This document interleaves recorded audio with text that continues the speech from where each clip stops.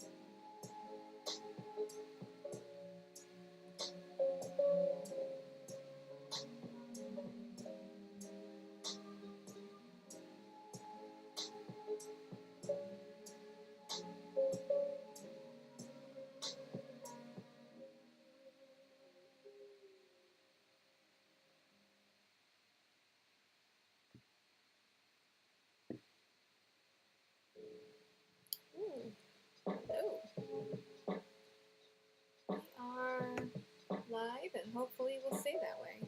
See how wonderful my internet is today. It should be pretty good. I'm not trying to do too much on my computer or the network while I do this, because we're going to be doing physical crafts today, which means fabric and more fabric. So it should be a good time. And I am excited to make some measurements because I found some fabric to use for some smaller dice trays that I want to try to make, and it's stretchy, so I'm not sure how it's going to work out, but I am excited to try it. I have my windows all crazy, so hey Walter, how are you? Got my windows in all these different places. I don't know where to look. And maybe seizure camera depending on the pattern. Yes, maybe. I think I have my auto focus off, so hopefully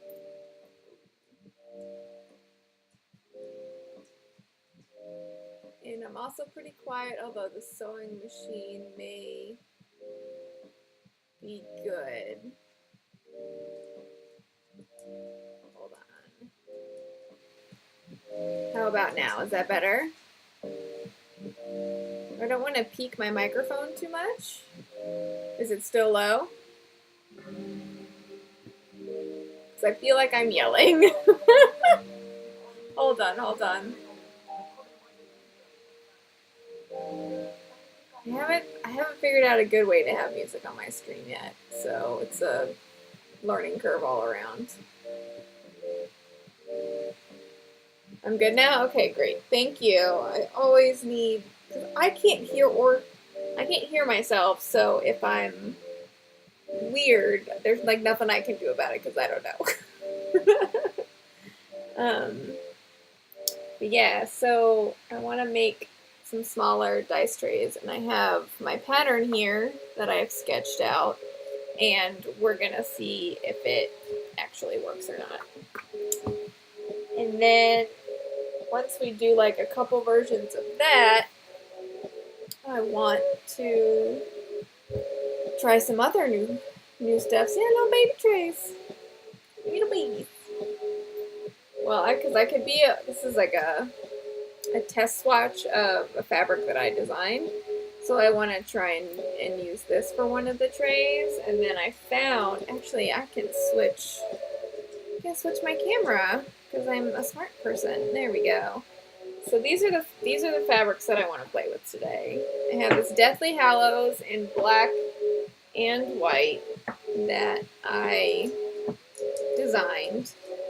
And then I found this whole eyeball, creepy eyeballs, that I think would be really cute for trays. And supposedly, and it works a little bit, they glow in the dark, which is dope.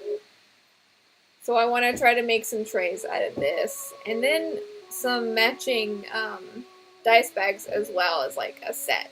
So that's the plan today. It does glow in the dark. I don't know how to get that on camera, but it does actually do it. You can have creepy eyeballs. So that's the plan. That's the plan so far.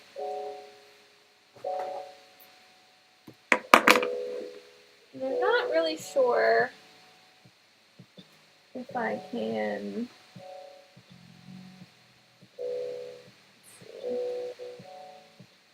Yeah, my camera, the way I have it, has some limited range on it, but it'll get the job done for now. So I need to make what I believe is a 7x7 square, and that's smaller than my other tray. According to my measurements, it'll give me a 4x4. And I think a 4x4 is small enough to be less intrusive to the table, but big enough for you to get a good roll inside of it. So we're gonna test it out. And actually, before I even do that, I should test it out on fabric that I don't care about, since I care about this fabric.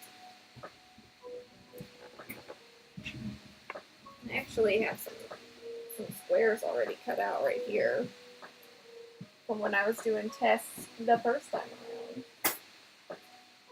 So why don't we see what the size of this guy is. Oh, perfect. I can just trim this down and see if I like the square or not. I gotta make some room on my disc. How are you, Walter? How are you holding up? You having a good Wednesday? Oops.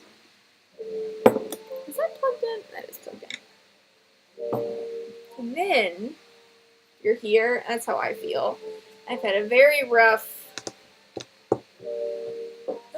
couple of weeks, starting, actually 1 week. It has been one very rough week, so I feel you and your existence.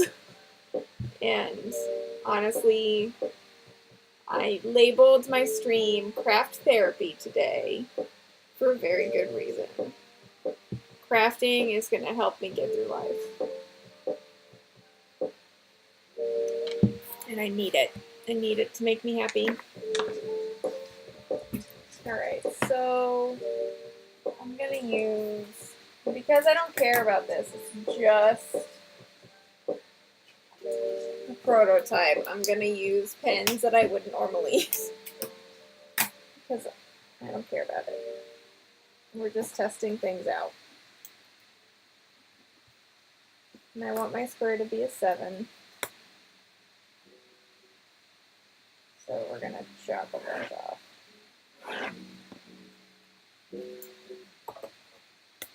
Get out of here, keyboard. 1, 2, 3, 4, 5, 6, 7, 8.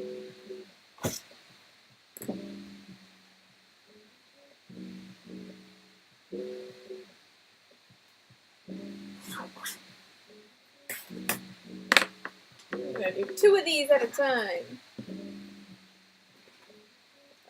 How was the convention that you went to? Didn't you go to that like last week or 2 weeks ago? Nice. Should have picked a different square. What was this square? Hold on. No, I don't care. It doesn't need to be perfect.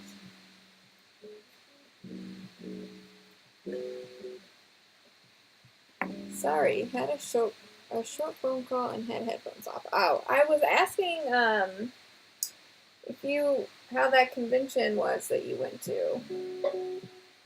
Wasn't that like a couple weeks ago?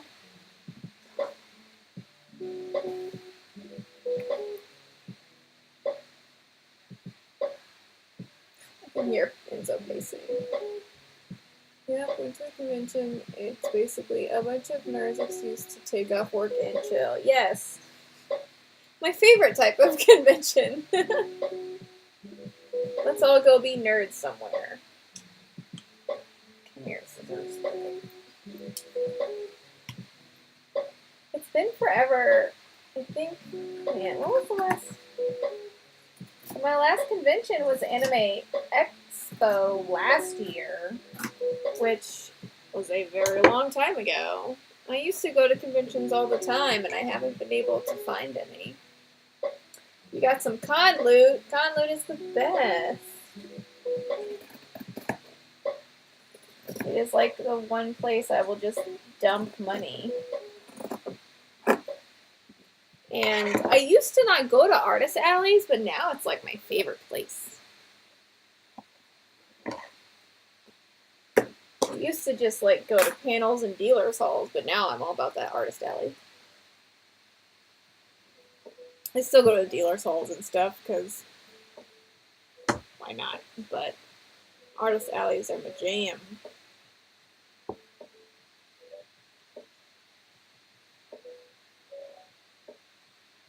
All right, we're gonna try and whip this out really fast. That's what she said. He said, whatever. All right. Now if I do this, you can see me do the same things. Or do I don't know if I should do this. Quasi-rare old game, some add-on boards to a board game, and a bunch of miniatures for a few games. That sounds like some really good game loot. I will say, it seems pretty dope. Oh, I bet I have to turn on my smart. My smart plug isn't on for my sewing machine, so I have to turn that on. Boop. Boop. I'm gonna turn off the TV.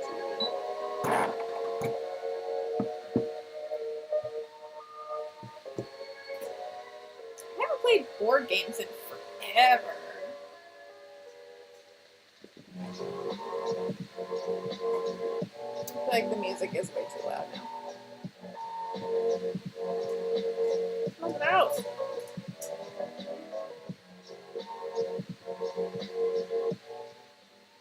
There is no consistency in the level of music.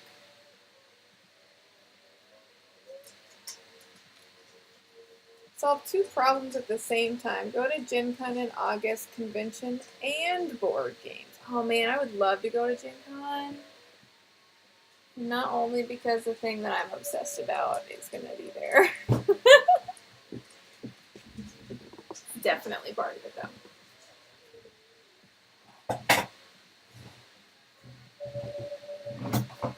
Move it! My sewing machine pedal was in a bad spot. Okay.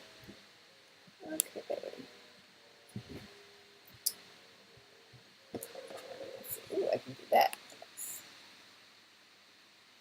That's pretty good. See, I change my setup for my stream every time because I do different stuff like all the time, right? So I'm always trying to be like, oh, I can't put my keyboard here. I need to move it. I'm going to push my computer back. The light's in a weird spot. I got to move the light. It's just like, oh, if I can have just a consistency in my life at all, it would be great. And so right now, like, my friggin' sewing machine's like too far away from me. Do I want to use the thread? I don't think so. I want to, because it matches my suede and I don't want to run out of it. So I'm going to change threads. I could press there within within a daily drive distance. That is very tempting. And I will have to keep that in mind for next year or for the future, because I cannot afford it this year by any means, sadly. I'm almost out of black. What is going on with my life? What about this? Can I use this? We're gonna try and do this in a super weird way. It might fuck it up, Yep. Oh, don't worry about it.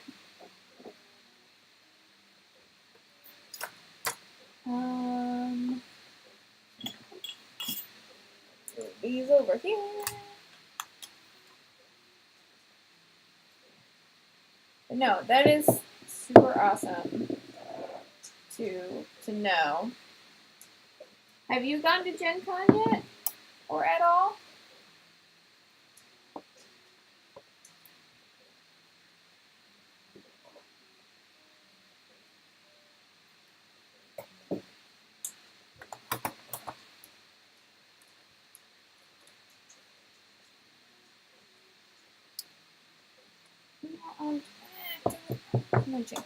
I'm gonna change everything. Change my whole life around. Change my bobbin, change my thread. I'm gonna use... Oh, come on, man. I'm gonna use this green because I don't really use green that much, so this is a good an excuse since this is a prototype. We're just testing things out. Nothing needs to match. Very exciting. We just went for one day last year. It was right in the middle of you moving. Aw. So it was too exhausting to really go for the whole thing. I can imagine that being exhausting. Oops. There's my chat. I can imagine how exhausting that would be. Moving is never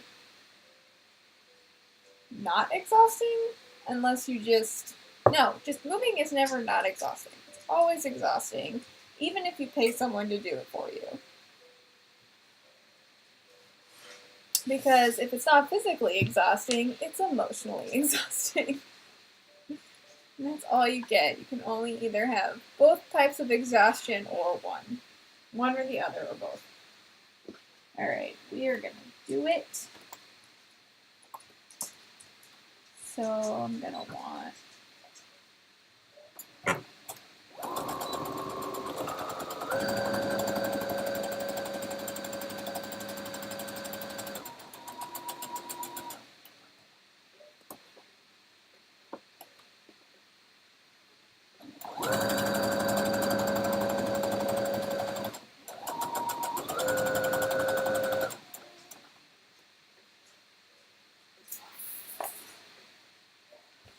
That was about the time you realized that the movers got most of the boxes of stuff mixed between the rooms. Oh no! That is terrible. Oh my gosh. That's awful. Out of curiosity, is the sewing machine super loud when I run it?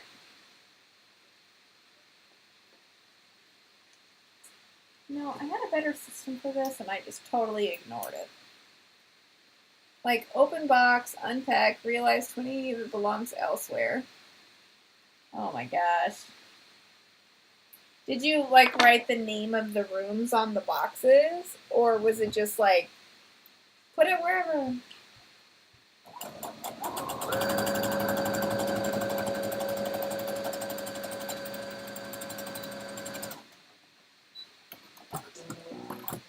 You basically tuned that sound out. I don't blame you. It's very easy to be used to it. I don't know where, like, the proper snips are. My favorite. Oh, there they are. I like these snips much better than all of my other snips. They are so good for little things. much better than these, which take a lot more energy, hand energy to use. Although they are great for travel. These are my favorite travel scissors when I go to conventions.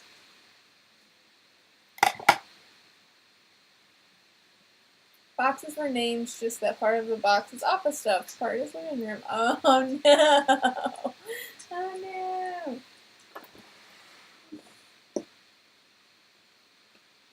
I did that with my packing. I was really good about it at the beginning, and then the longer I had to pack, the less I cared. And the more I was just like, I don't know, put it in a box. We'll figure it out later. It was not a very kind thing to do to future me, who was just like, oh my god, there's no organization. As a Virgo who loves organization, I had it at that point. Alright, so sew it around my square, and now I'm going to flip it inside out. And once I flip it inside out, just kind of ball it up and shove it through there.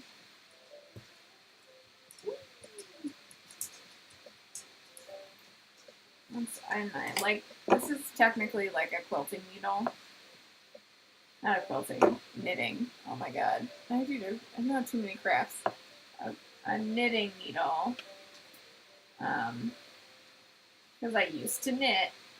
I like to use it to poke my corners out to be nice and straight. It's like a nice, much crisper corner now once you poke it through. You just have to be careful to not push too hard, or your needle will go through the corner of your material, and then that sucks. And the problem is you didn't pack it, so there is not a mental, oh, the top is random, but 3/4 of this goes in the office. Oh no. Oh yeah, I remember you said they had to pack it for you. Which my organization OCD self would not be. I would be like a helicopter packer, like a helicopter parent, but with packing. I feel like it doesn't go there.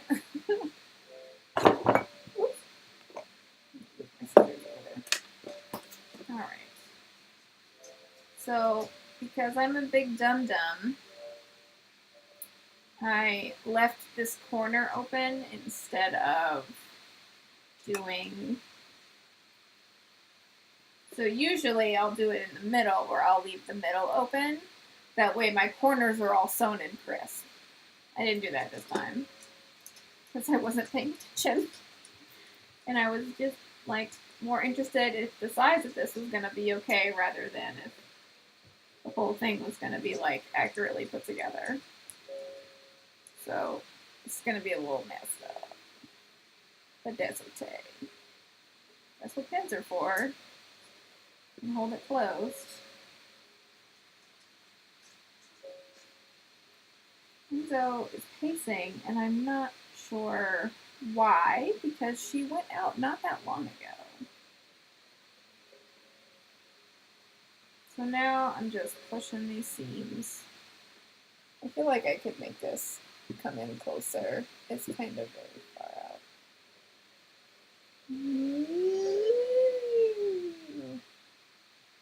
That's an appropriate noise to make, right? So now I'm just making the seams tighter, since I'm not ironing this and I don't want to. Just kind of flattening out the seams and the edges. I really need to get my workroom set up. I haven't been able to do any hobby-related stuff in 9 months. Man, that's so long. You feel the hobby itch? Because I definitely would.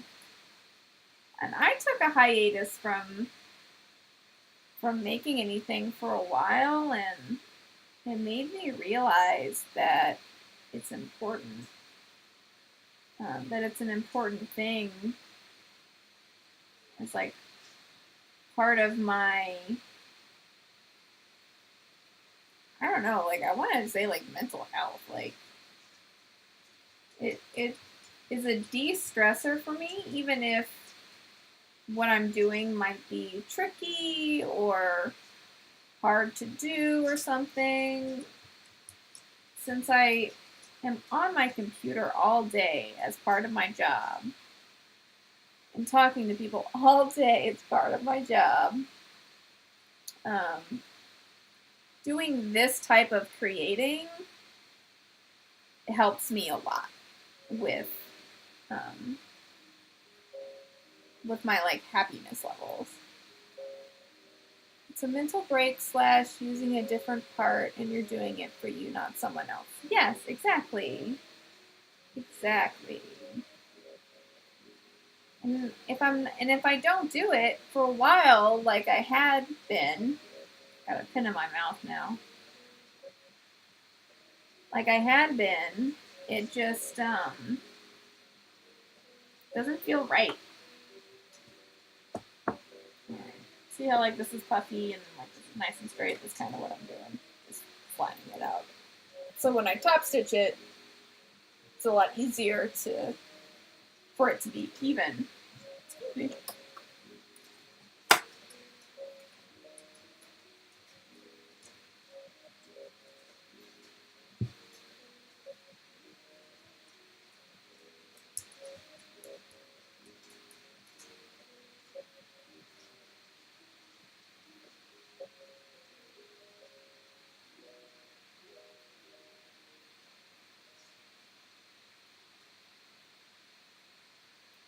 It's partly why you're excited about getting the machine shop up and running at work.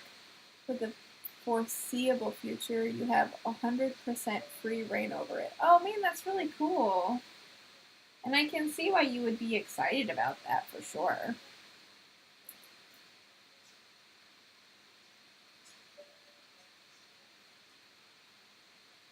You have access to lots of cool things as well.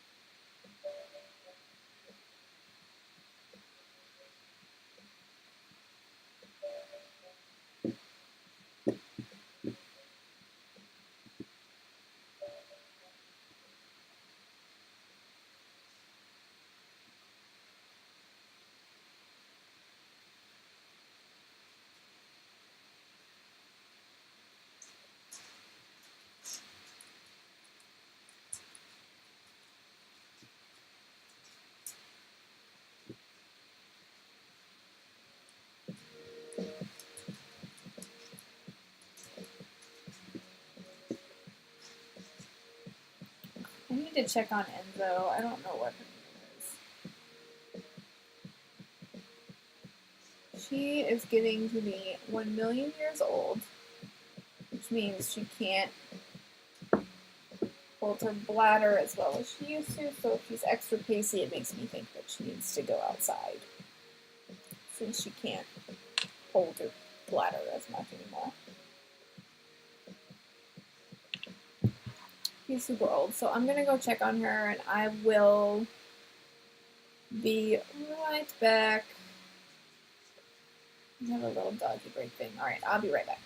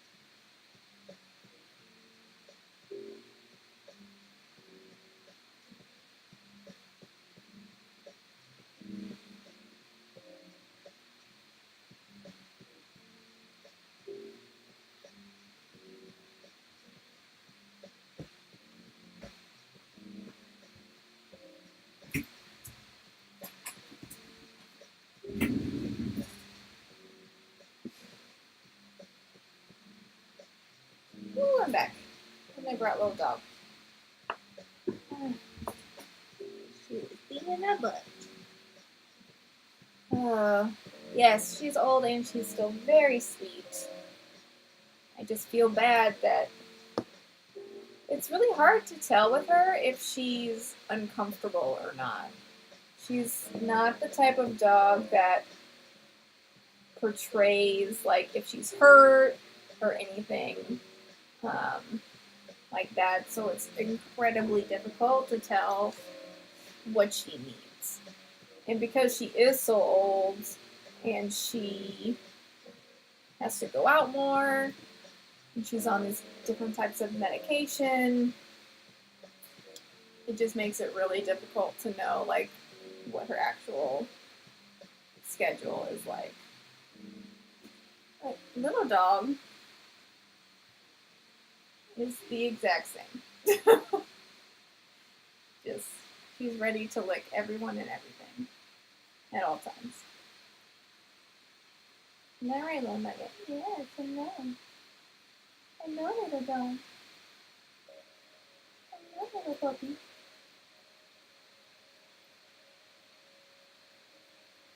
She wants attention at all times. And she wants all of Big Dog's food. Alright, so we're gonna keep flattening out the seam here. Sit down, Lodi.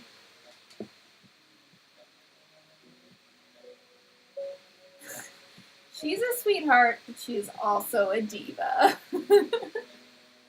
If she doesn't get the attention that she wants, she will let you know. Probably by licking your face, jumping on you, and saying, hey, pay attention to me. You know, you can lay there. You can do whatever you want, little dog. You can also stare at me like that. Let's see. Small vice tag now with complimentary mini doggy hair. Yes. Luckily, this is all prototype, so he's not like rolling around on it or anything like that.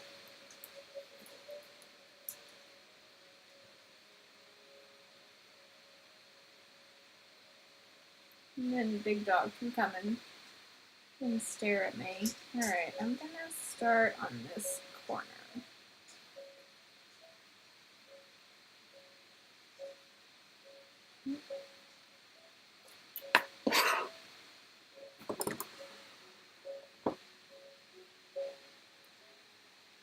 Zoom out, don't I?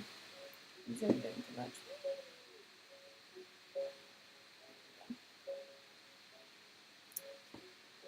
I've given up trying to get all the cat hair out of your curls. Coco's undercoat is so fine that it finds its way into the weave of the fabric. Yes.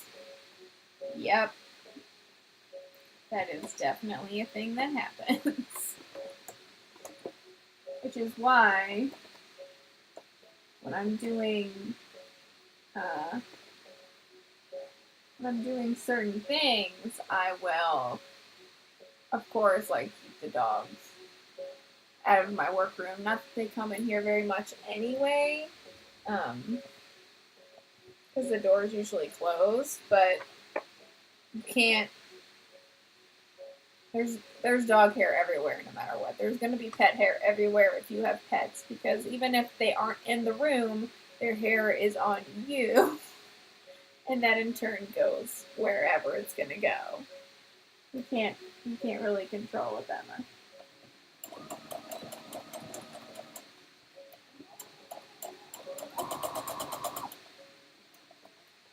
So now I'm just top stitching this, which will help extra because I didn't iron it. Since this is more about size placement than it is about being perfect.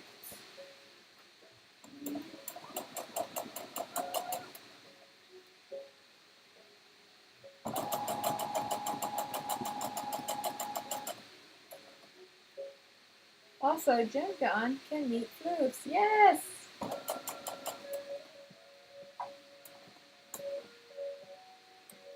like I have, but I could be mistaken.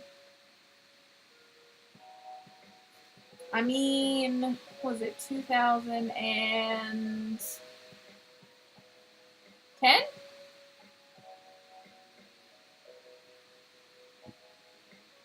Now,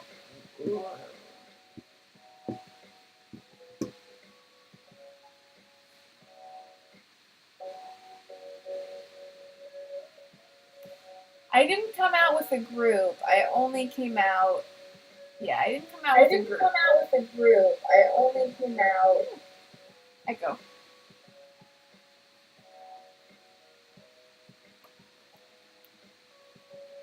Yeah, I didn't come out with a group, so I guess you didn't. I thought maybe you did have at least one. Because I remember you saying, like, oh, they run away and they hide, or something like that, but I could be wrong.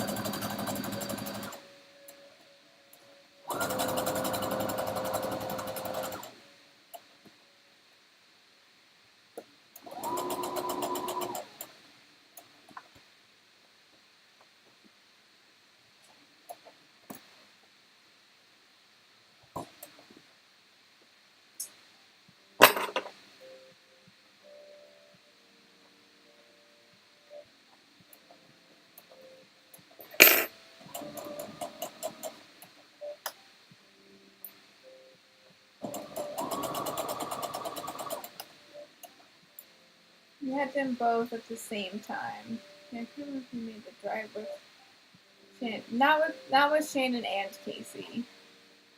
Oh no! Kill the pixel! Yeah, I think the last time I went up was just me and Shannon, not Shannon and Casey. So I'll have to do it sometime. Also, Gen Con! Yes, we will catch up and now I know where I can go for Gen Con goodness, for sure.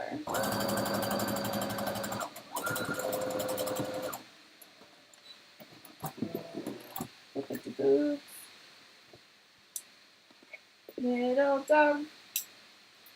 What are you doing? You gotta sit up, little puppy. Oh no. Oh no. I should bring your bed in here.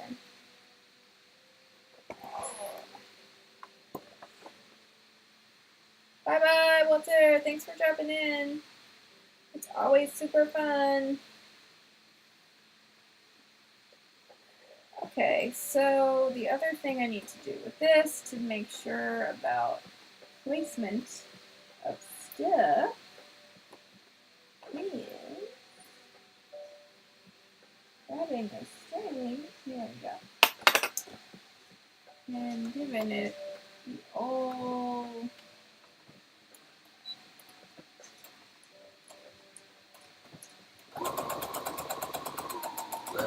diagonal line.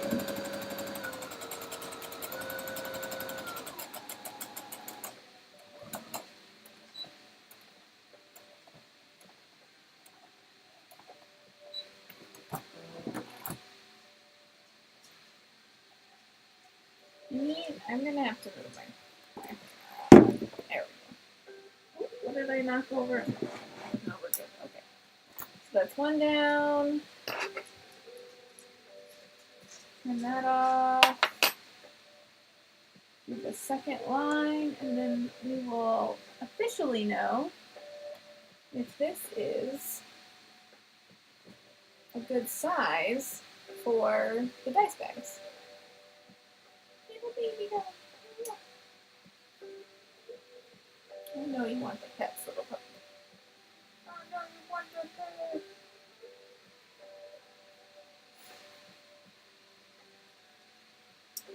Alright, so where's my foot pedal? Got scooted.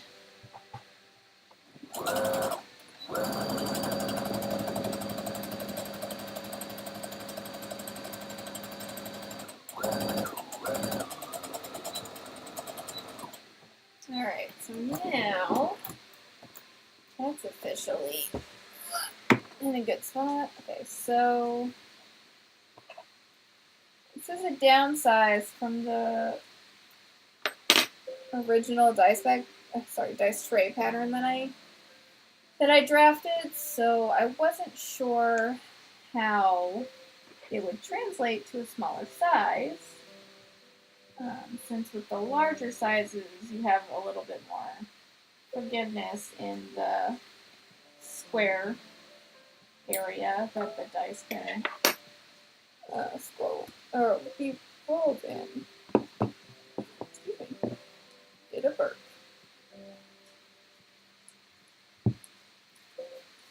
So we need these guys. Since I don't. What? Yeah, I'm just gonna use these. Okay.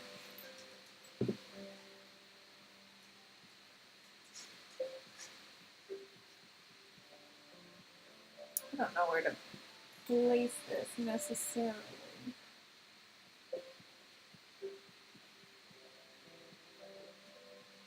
Alright.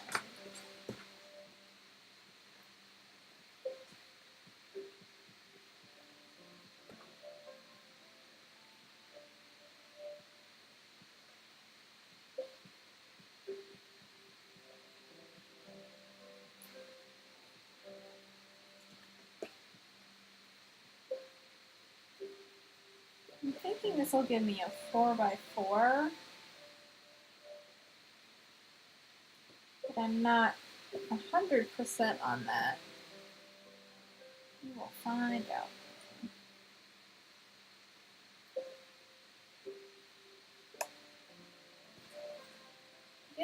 It is much smaller and cute though.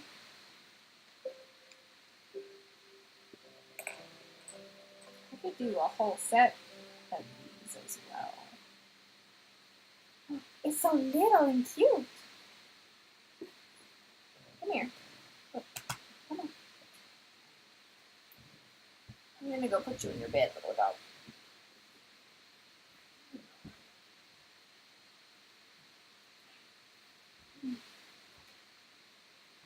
Now, all of the versions that I did before this. Let's see, where did I put all my other dice trays? Poop-a-doop.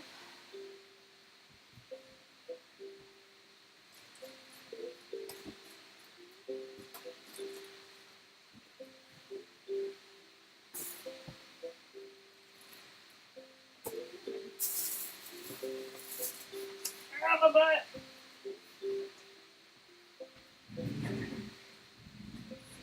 If I was the things that I made, where would I be?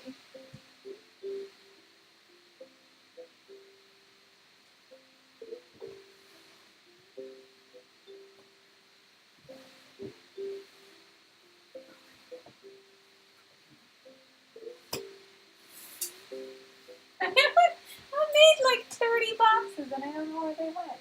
Ah, there they are. I found them. I found them.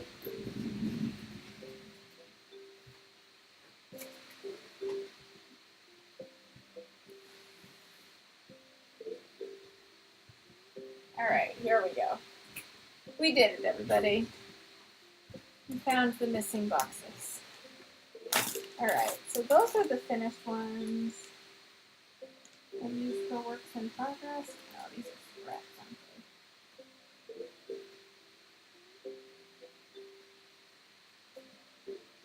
Yeah, those scraps. Are these also scraps? These look like dice bag scrapped qualifiers. These look like prototypes. Alright, oh look. Wait, is this a good one or not a good one? So this is a finished one, and this is like a little one. We have so many to sew. I just found like a million things to sew.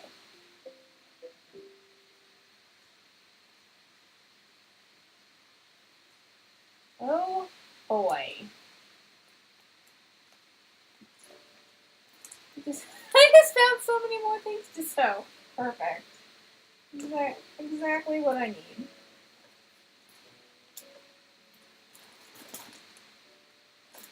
100%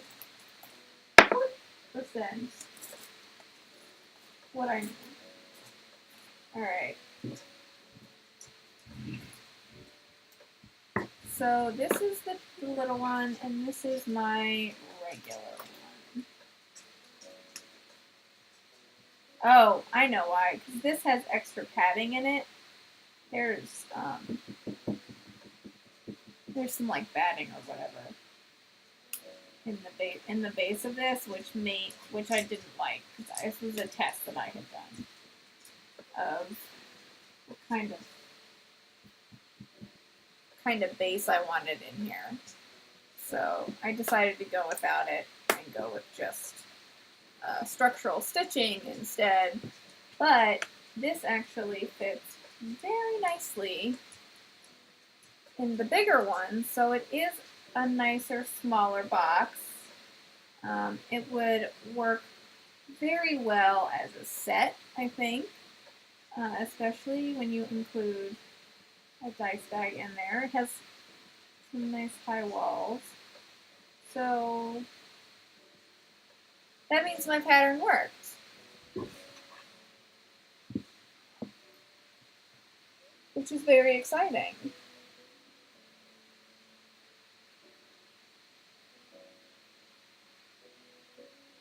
So now that I know that that works, let's see, what size box does this give me? I'm gonna say it's gonna give me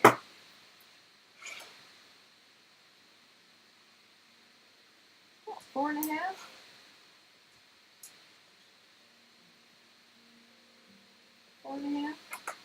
Seems accurate.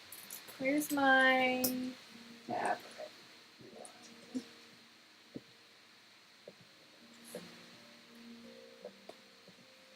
I'd say truly, conservatively, it's a 4x4. Conservatively. So it's between 4x4 and 4.5 by 4.5 inches in a square. I think that works really nicely. So that means my pattern works. 15 bucks in 2 hours. Cool. Alright, so I'm going to do that. I'm going to go ahead and cut some fabric out for these guys, for these small guys. And I'm going to have to take some notes on those things. Man, I keep rolling a 6 on this guy. Alright.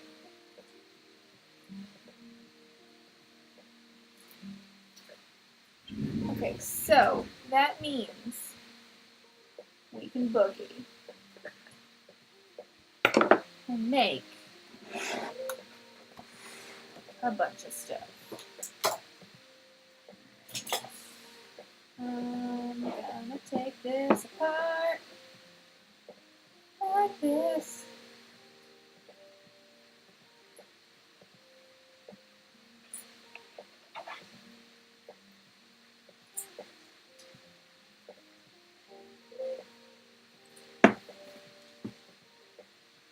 Cool.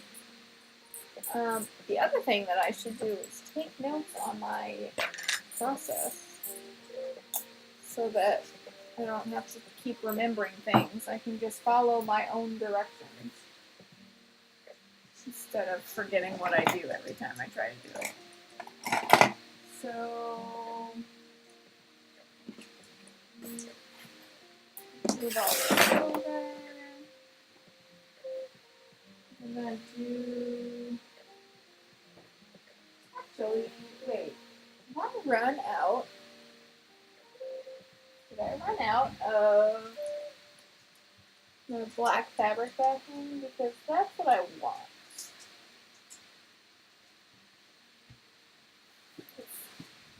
Oh, what have we got here? This is all my suede. which is very nice, but let's see. I'm gonna have to like go through that.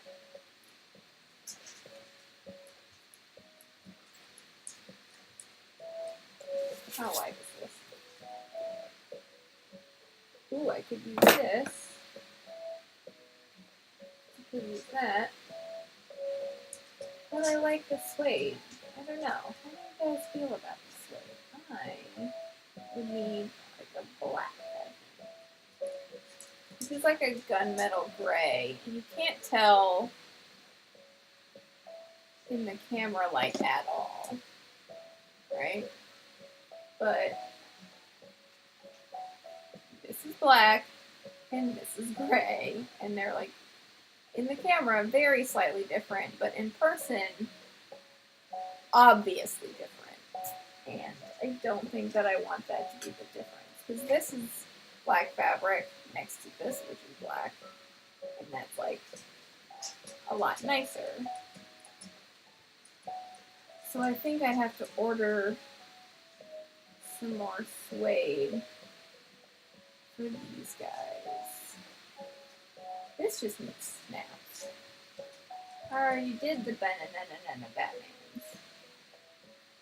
These guys just need snaps. This is why, so like this was the black with the gray. I don't know. I'm not sure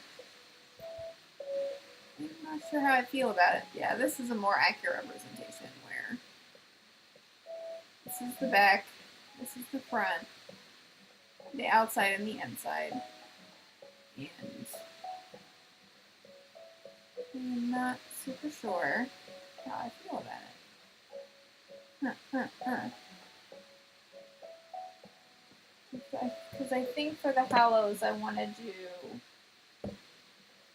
black.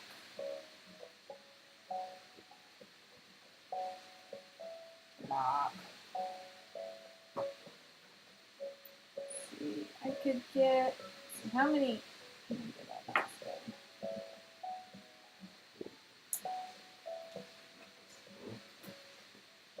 I also have this eyeball fabric, which is amazing. And I think for this, I would definitely want to have a black outside, so it can be truly spoopy, especially because the eyes glow in the dark. So I want a dark outside as well, and this gunmetal gray suede fabric is not going to cut it for me. So we're going to maybe have to wait on the eyeballs, but we could also just cut them out because all prep work is good to get done. But that's a different thing. So this is some scrap I had from before. And I want to pair it with the hallows. So what I'm going to try and do is see how much I can actually get out of it. Gotta give myself something here. So I want to make some out of this hallows fabric, which you too can buy if you feel like it. There's twitter flower. Okay, so this, I don't want to use my selvage because selvages are garbages.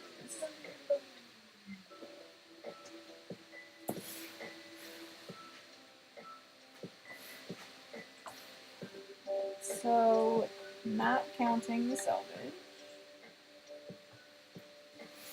Smooth this out. And we'll start it there. It's like,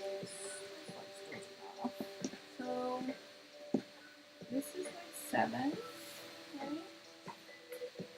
If I ruler, here we go. This is my 7. I can get 1, 2,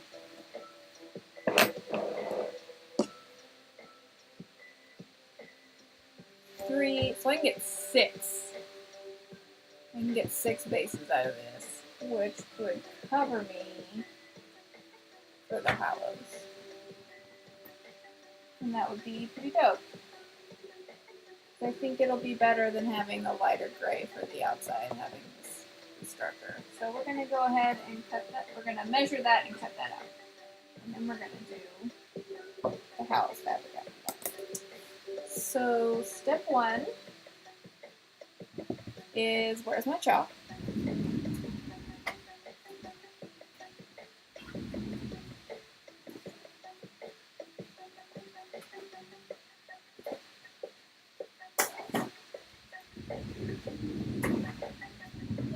Okay, there we go. Alright, so I like to use, these are like little dice bag pieces I was messing with that are super in there. So I'm going to use my dressmaker chalk to do my lines.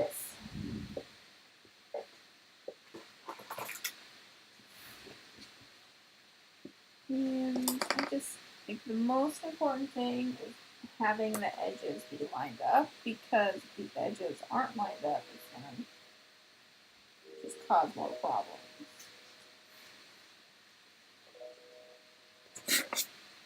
So the other thing I'm gonna do is, this is my selvage here, which is the edge of the fabric, because I don't want that to be part of my pattern. I'm gonna move this up to a different line, because I don't want that to be part of my item. I'm just going to draw a line about where my base is, so it'll take care of it. Ta-da! Alright, so then from that line, we're going to do 7. 7. And 7.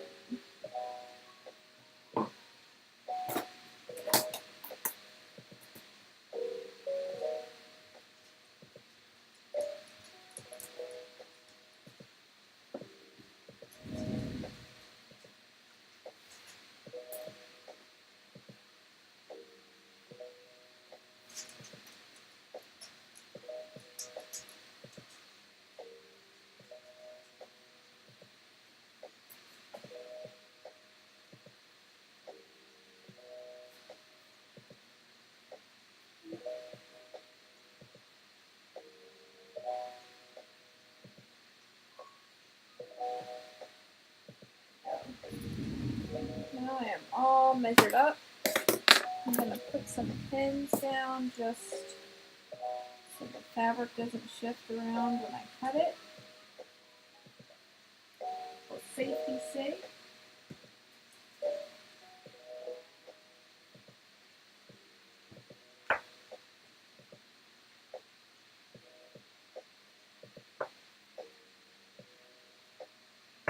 Okay, I'm going to start with this.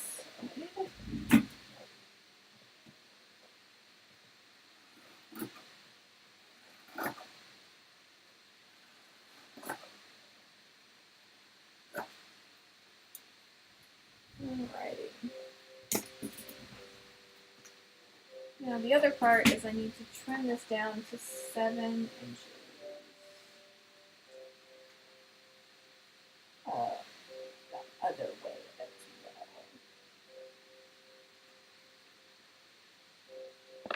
that way. So 7 across is gonna be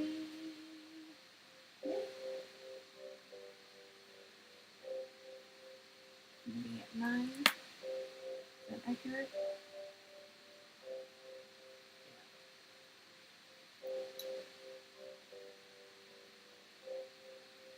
So 7 here.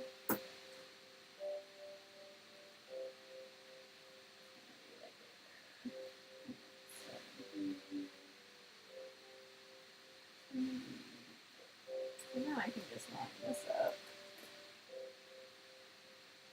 The marks.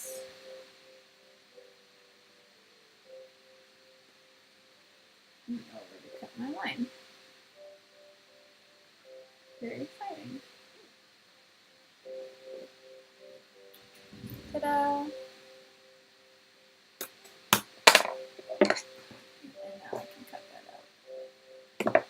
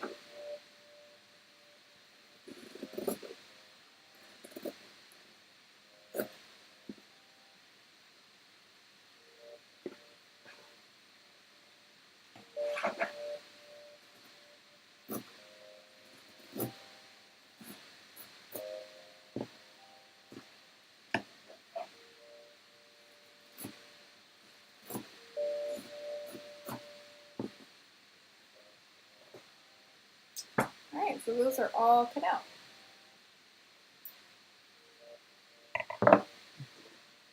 Now I just need to do that with this guy.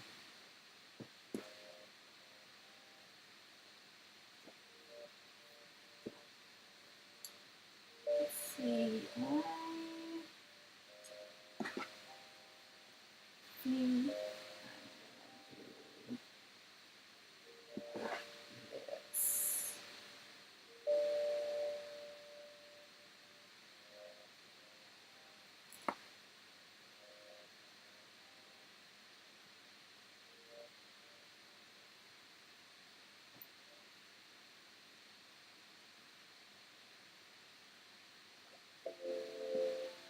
One option is to just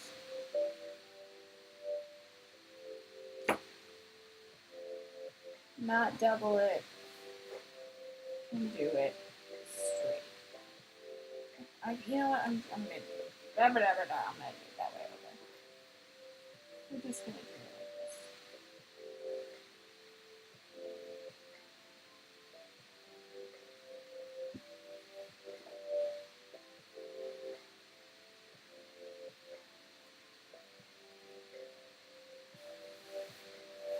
It's printed pretty straight too, which is nice.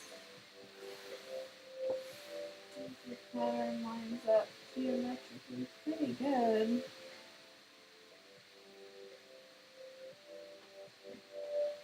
Let me just say like green.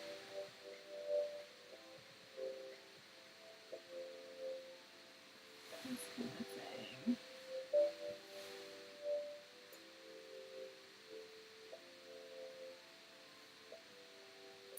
I don't want to have crooked lines. I'm going to use my yellow for this. Right. So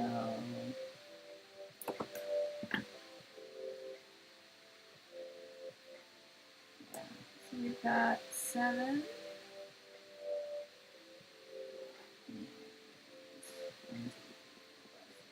7.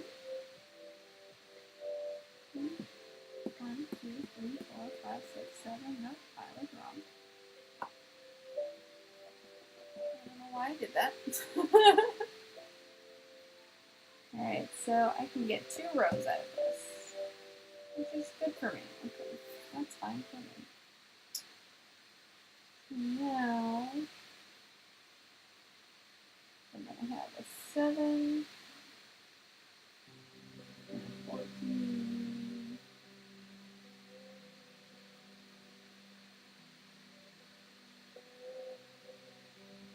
it's like right there. Right at the edge.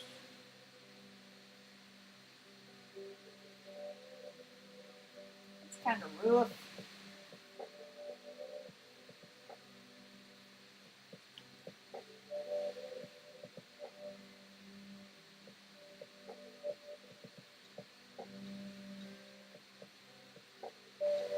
Put that right there.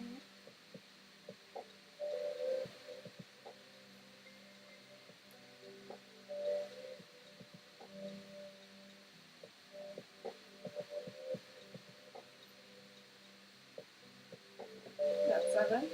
Yes.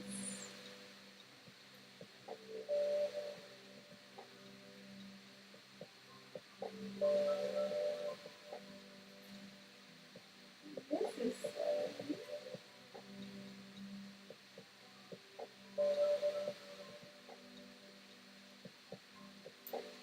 7. One thing I love about this ruler is it's really easy to print stuff off. Other rulers,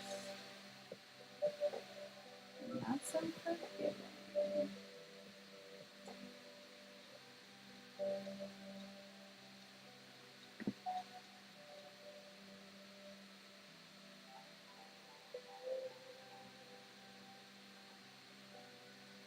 It makes life so much more simple.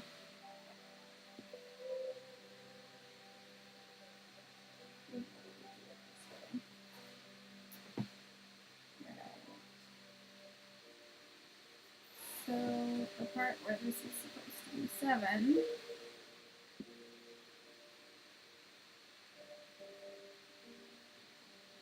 Which is what, on a 16? It like almost reaches. That line is really off.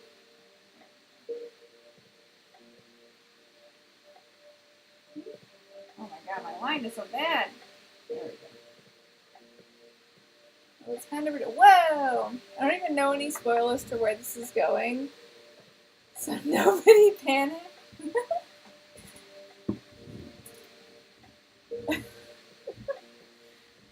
There might be some Deathly Hallows involved. I will at least give a warning.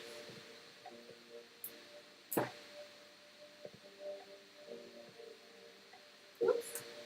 We're doing things that are multiples of 7. I keep doing it badly. There we go. That's all I needed. I just needed that to line up. There we go. See? That's all it took. Now I get a whole line. Are those action figures on the shelf or regular figures? The ones by Fancy Hat Guy Picture. Oh. Let's talk about Fancy Hat Guy Picture. Okay, so there's 3 figures back there. They're not action figures because their parts don't move. They're just regular statues. They are from Evangelion. Fancy Hat Guy Picture is Abraham Lincoln dressed as Tuxedo Mask from Sailor Moon. He is my favorite piece of art that I've ever bought in my whole life. I'm very tempted to go pull him down off the wall so that you can appreciate him in all his glory. And then I have a bunch of puppy cats from Being Puppy Cat and a bunch of miniature chibi Firefly figures from the Loot Crate boxes because I used to do that, but I don't anymore. I suspected, but the pose for the standard wasn't. Ah, yes, you suspected correctly. You are correct, sir. Also, hello, how was your Wednesday? Are you enjoying your Wednesday? Now I'm gonna snippy snip this. You should do this with my rotary, but I hate myself. Alright, I'm gonna love myself today. We're gonna do it with my metal ruler and my rotary tool. This makes cutting much easier. And since this is not like really, really big, we can get away with fudging it a little bit rather than just straight cutting it out. It's like a pizza cutter for fabric. It's alright. Make a chair. You made a chair? That's dope. Not many people say that they can make chairs. I definitely have never made a chair.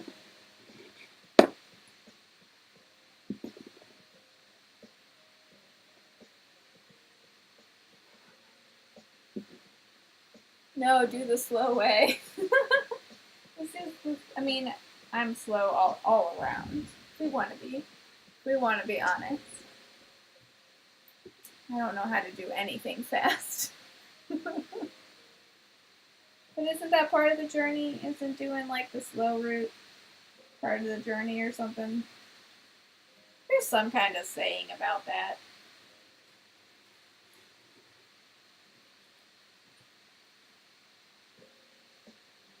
My ruler's definitely not long enough, so it's not that fast.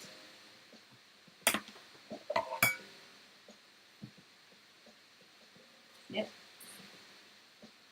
It's all, like, my rotary is not great either. Look at this. Look at this shenanigans. Frickin' shenanigans.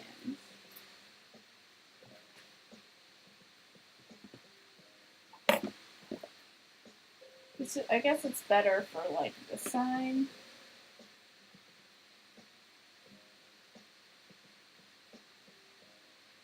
When you started mentioning tools, I was thinking something bigger, so that's why I said it. Oh, I see, I see. Hello. What happened? Aw, hey, Beth, thank you for the follow. I appreciate that. You can watch me pizza cut some fabric. It's very exciting and not delicious because it's not real pizza. Or it doesn't even look like pizza. Well, it kind of looks like pizza because it's triangles in the loosest sense of the word and concept of pizza. We're going to play fast and loose with what we consider pizza today.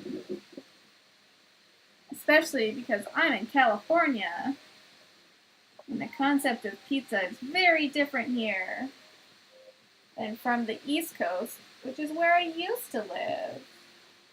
And if you're new to the stream, yeah, you tried eating a fabric slice once, tasted like fleece, and it didn't even have good fiber content, I bet, because it was fleece.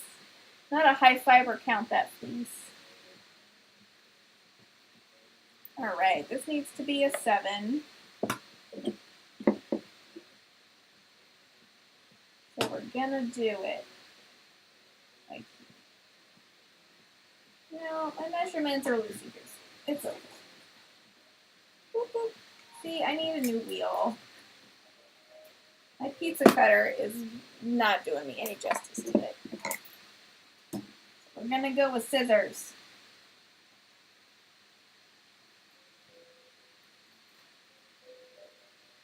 Look at that. There we go. Look at all that not pizza. Man, now I want pizza. I already ate dinner, though.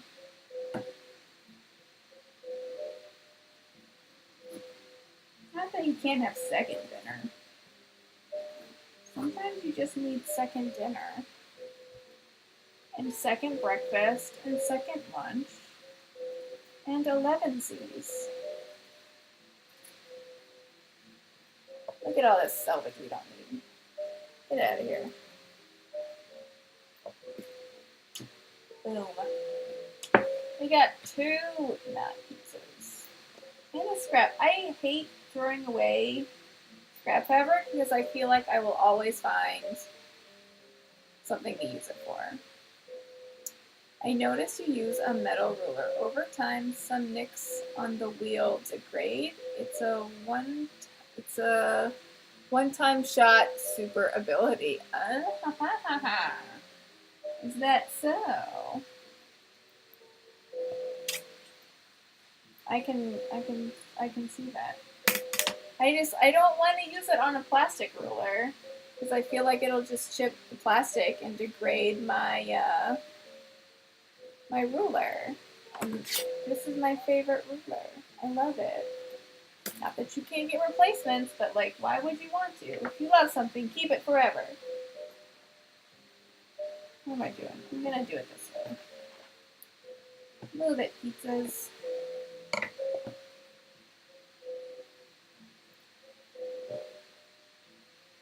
Let's see, yeah. Alright.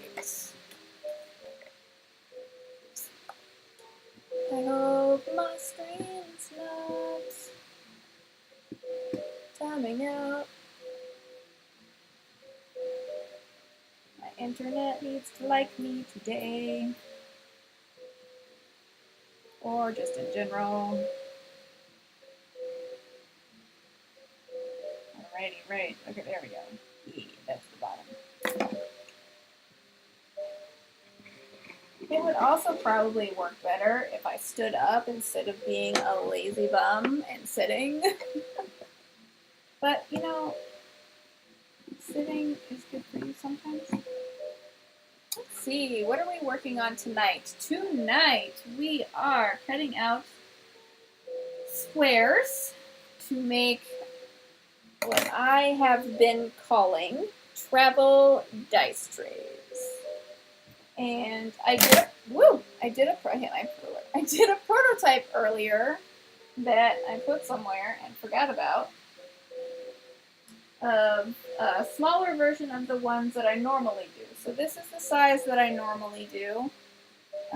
You get about a 6x6 rolling area, and in the smaller ones, which I totally knew I had somewhere, oh, it's right here because I'm ridiculous.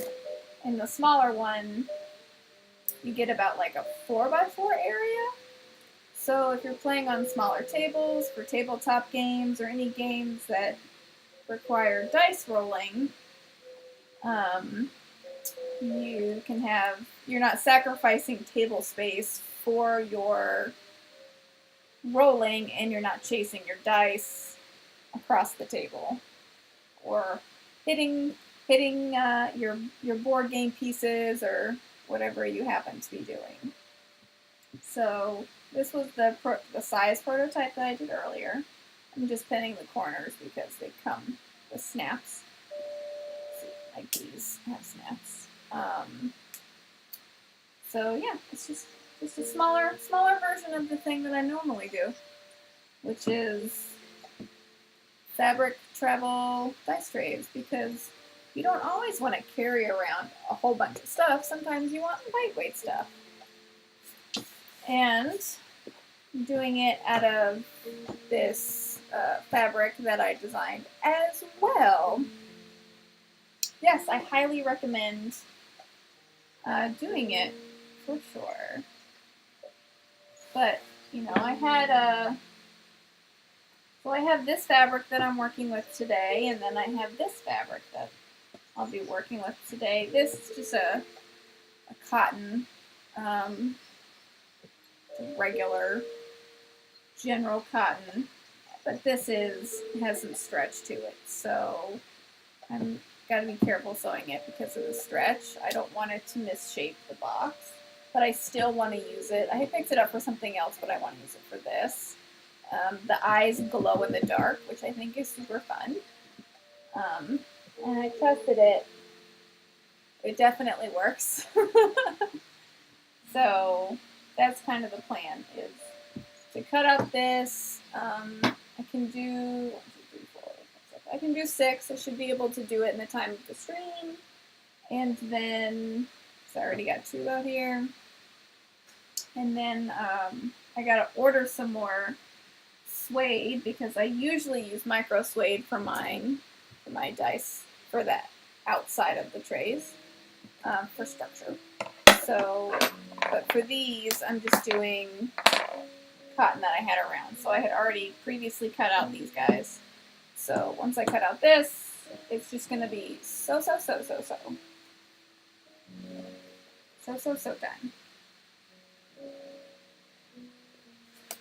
But yeah, if you play any games that like have you rolling dice, this is a good way to keep your dice from escaping. Because dice can be tricky bees.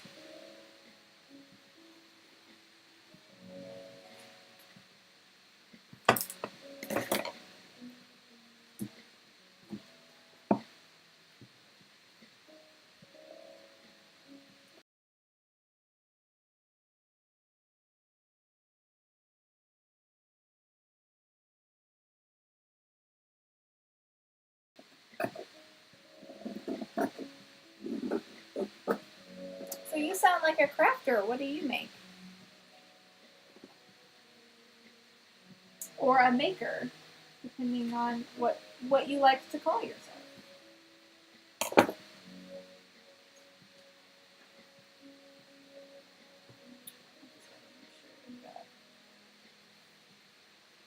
My 7s in a row.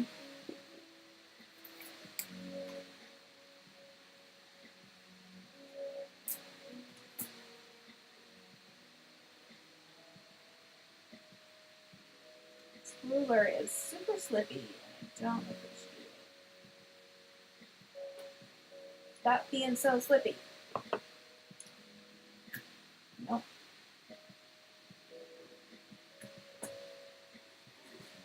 Ta-da! Ah, so close. Got caught on the end there. Wasn't it storming or something? Today?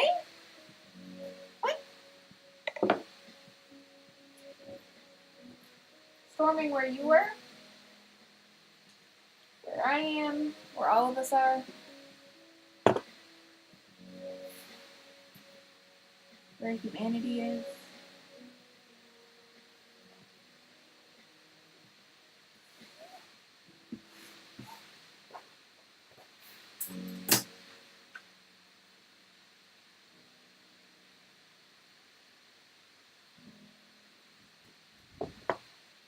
Oh, 8-bit, sorry.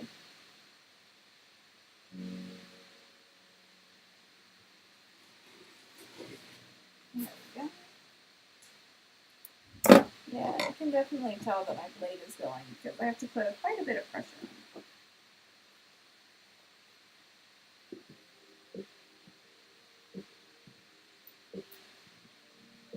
I also have a white version to do as well. And then this is what I had cut out before that I didn't sew. Got like some Daily Profit fabric, some marble, some fleur de lis.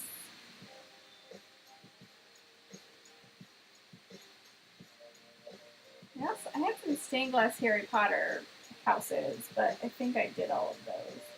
So this is the suede that I usually use, which I really like to do because it has a nice structure to it. The spring went black. I didn't care if anyone was here. Oh no.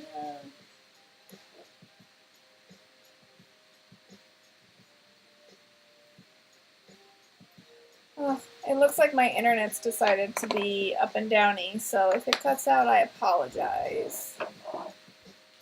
It's been something I've been trying to fix intermittently, and it's been an experience to try and deal with it, to troubleshoot it.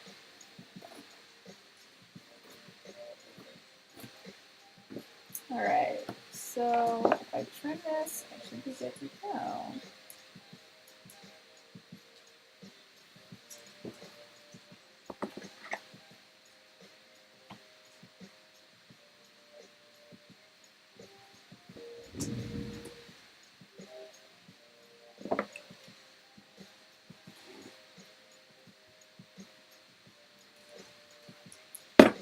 Ta-da!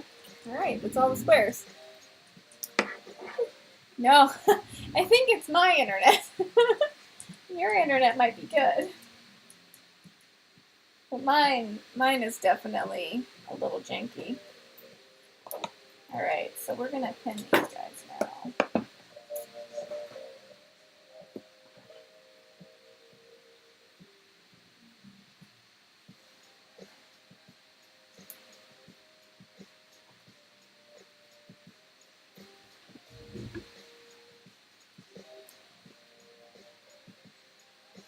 So we want our insides to be together. Just like a people. You want your insides. Okay, you live in Myrtle Beach and the ISPs around here are notorious for spotty service. Beach towns, I can imagine. You can definitely imagine.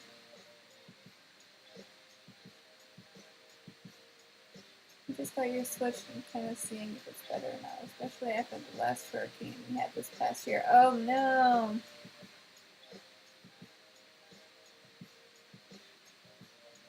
I feel like the internet service just kind of does whatever it wants to do. And you can just hope that it behaves itself.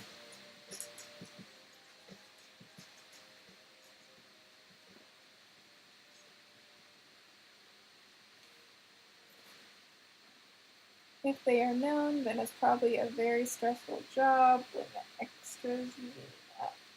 when there's extra mean looks.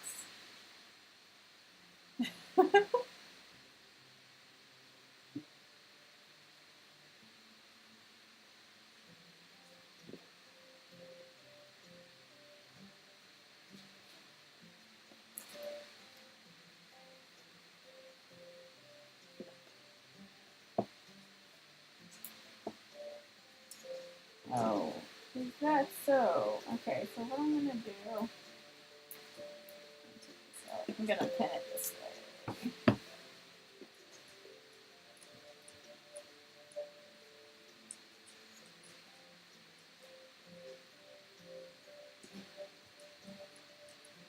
There's a little bit of a gap, but I can even it out, so that's good.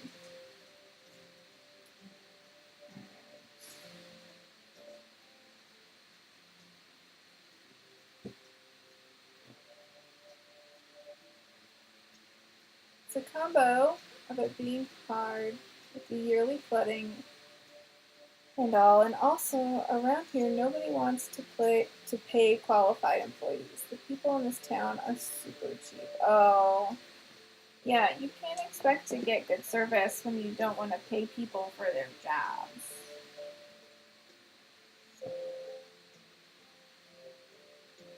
I've been to Myrtle Beach once when I was younger. We took like a family vacation there. I don't remember much because I was younger.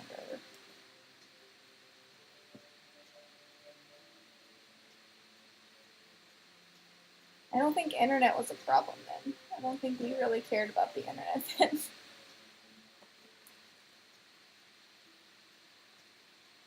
That or it was all dial-up. Alright, so that's one down. And put my right sides together.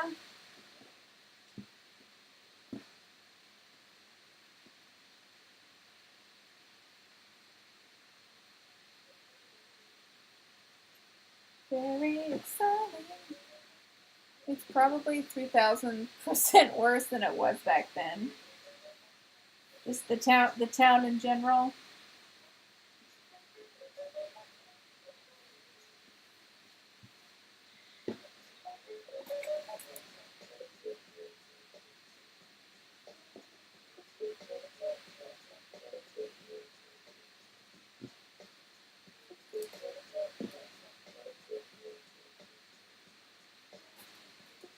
And nowadays we have a lot of crime, businesses shutting down, moving out of town, all kinds of problems. I mean, Myrtle Beach is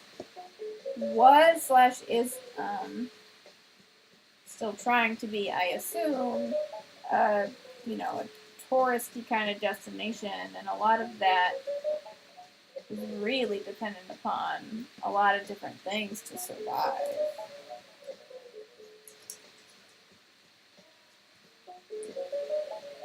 I can imagine how difficult it would be to keep a business up and running in a place that's so seasonal as well.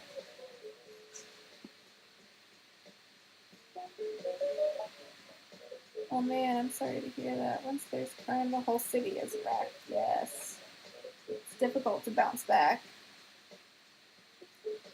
They're doing a bad job of being a tourist place. The crime comes from the tourists. Oh no! What? See, like, people are just the worst. They can't go somewhere and not be an a-hole.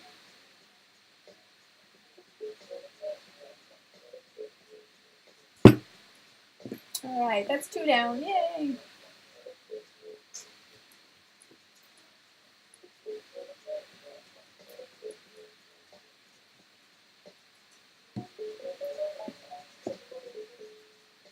I can hear my dog pacing, so I might have to go check on her. She is 1,000,000 years old. And if she needs to go outside, I need to let her outside. For reals. It's hard to tell what she needs, though. I was saying that earlier. Kind of just paces around until you guess what she needs. Let's see. Oh, tourist crimes, gift shop theft doesn't count. I would say, like, tourist vandalism. Every summer we have multiple shootings during the sports bike weeks. What? What? Come on, guys. Who raised you? raised those people?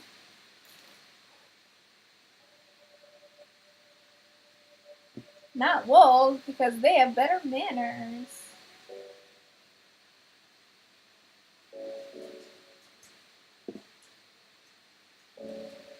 So this is a pretty chill craft time. Nothing super exciting is going on. A lot of other times, I also make cosplay, so that'll be on my stream. Couple streams ago, I was sculpting horns and to cast in resin. So that was an exciting new thing that I was trying to do. So new adventures. I try to branch out in my craft stuff when I can. Let's see. There's a shooting like every night in my city. The morning news is depressing. Oh no. And gift shops don't get robbed. It's usually people getting super drunk and starting fights, like drunk people do when they're terrible, wrecking their cars all over the place, and just acting like idiots. It's a real problem that nobody tries to address. Oh boy. Yeah, if your police, especially like if your police force doesn't care. If they don't care, then of course, like, nothing is going to really get done about it either. My mom lives in a small town, and her police are more concerned with, like, harassing specific teenagers than doing anything about, like, the actual crime in the city.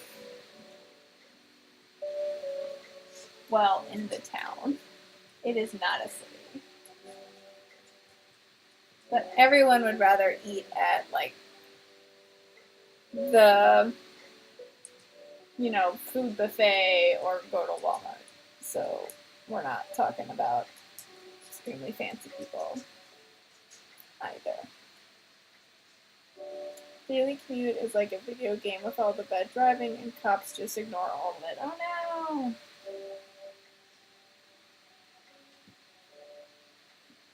I don't like my daily commute either. It takes me like 4 times as long to get anywhere than I should, just because the traffic is so bad.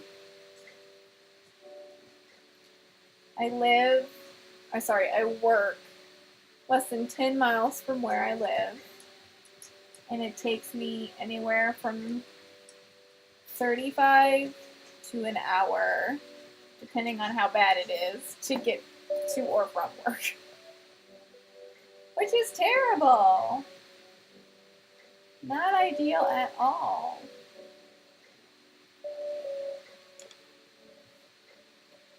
Alright, we gotta pin 2 more and then we can sew. I'm excited. Yay! Alright, get out of here, threads. No one invited you.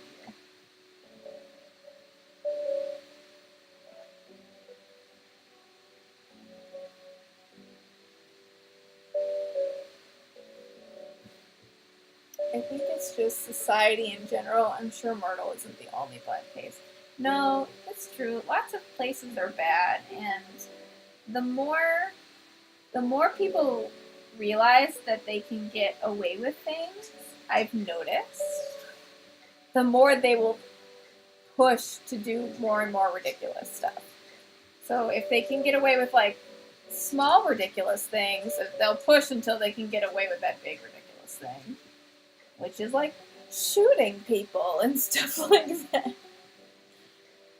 Luckily, you don't have a big cat problem. The local wildlife tends to take care of the stray cats. Oh, so you don't have big old cat colonies everywhere. Because Hero has to fight off the cats trying to get into the store. Oh no. Sounds like post-apocalyptic kind of situation. Or that one Love, Death, and Robots episode. I think it was like the 3rd episode in that. There's these 3 robots that go on vacation to see what human society was like. And they get overrun by cats. This is not square at all. Even though I tried to make it a square. It was a bad job.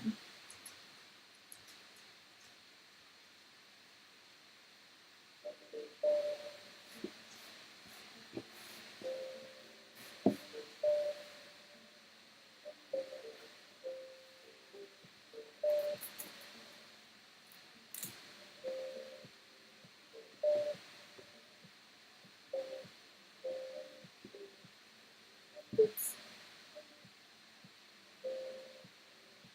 So navigators, coyotes, boars, and bears. Oh my! And bobcats seem to snack on the smaller strays. Hey, a free meal's a free meal.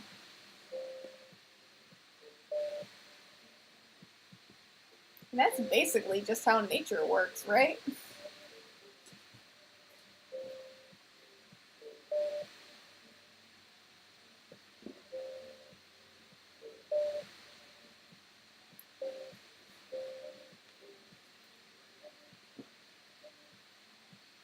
Yeah, this is pretty off, and I don't know how it got so off, but, you know, we're going to live with it. Live with our life choices over here. Do I make my own bracelets? Yes, I do make my own bracelets, although this one was made by a friend of mine. She does a lot of silver, sterling silver jewelry. I'm actually wearing a lot of things from her because she's amazing and I love her. So she made this bracelet, which is a Twin Peaks quote on it. And she made this ring that I wear all the time, which is a knot. It's a forget-me-not knot. And I bought that for personal reasons. So I always wear this guy, and this one she made, and she's got a bunch of necklaces and stuff that I wear. But I do jewelry streams as well. I tend to work more in leather and suede cording with like charms and stuff like that. I make wrap bracelets that can double as necklaces. So you get like 2 pieces of jewelry for the price of 1. But I'm a big bracelet fan. I like to wear necklaces, but I don't wear them that often. I'm definitely a bracelet girl. Do I make purses? I have made purses. I've made purses for certain cosplays that I've done where I wanted to carry my stuff around but not have it like detract from the costume. So I've done that, and I have plans to make some other bags and stuff, especially for my next costume, which is Jester from Critical Role. I'm gonna basically make her bag of holding, her haversack, and because it'll go with the cosplay, and it'll be like super duper cute, and it'll be like hot pink and have like unicorns and stuff on it, because that's adorable. We made a silver chair, by the way, but it was not a charm, just a tiny chair.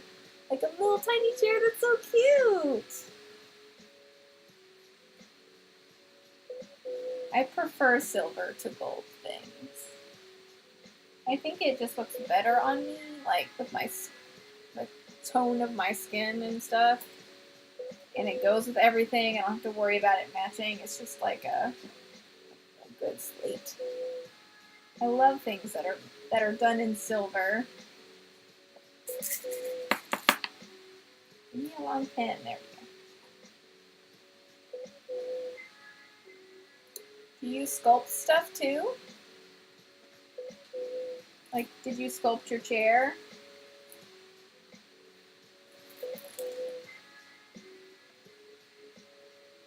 I'm very curious now on how you made that.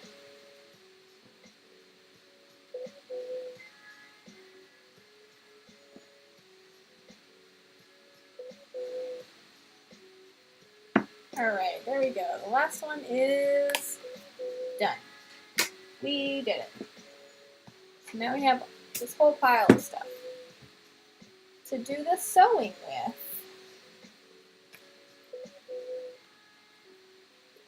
You made an actual chair and you're sitting in it. It's super uncomfy. Oh no! Can you put cushions on it to make it more comfy? Maybe some big pillows or something?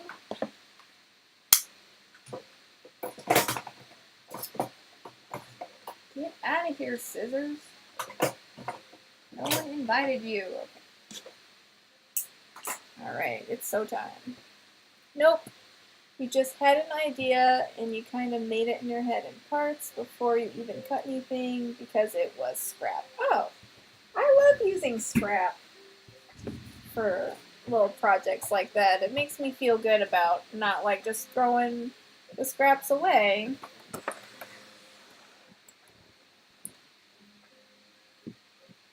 Alright, I'm gonna... Where's my mousey? There it is. Okay, so I want to move this camera, but I don't want to give anyone motion sickness while I move it. So I'm going to try and set it up and guess the position that it should be in. And then go for it.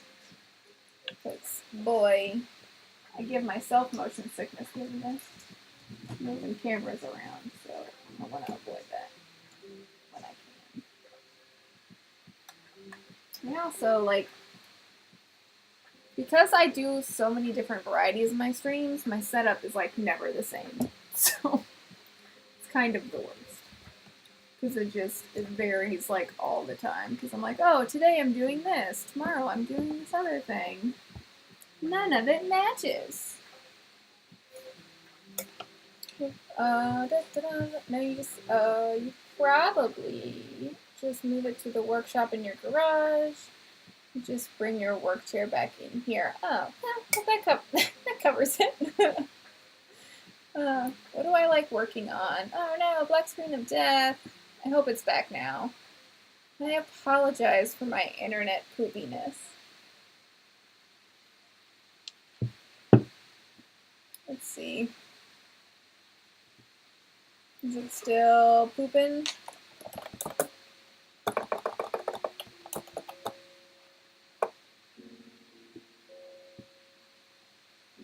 I just don't know what the deal with my internet is. It hates me. Alright, so I moved my camera. Let's try this. We're gonna see.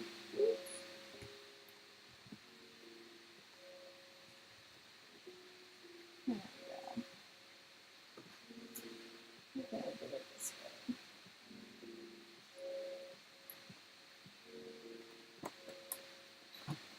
way. Oop. The screen got choppy, but it's gone now. Yeah, I think my internet's been having a lot of hiccups today. I'm not really sure why it hates me so much, but it does. Gotta switch out my bobbins and stuff. Okay, so it's back now. I hope and I pray.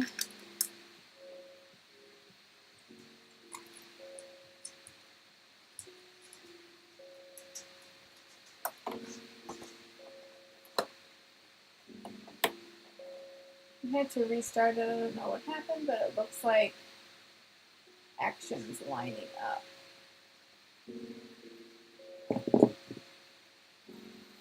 Is my... Oops.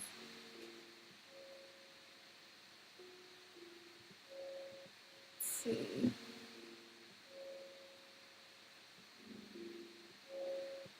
Is it back to normal? It looks like it evened out for me, even though it was having like a bad hiccup.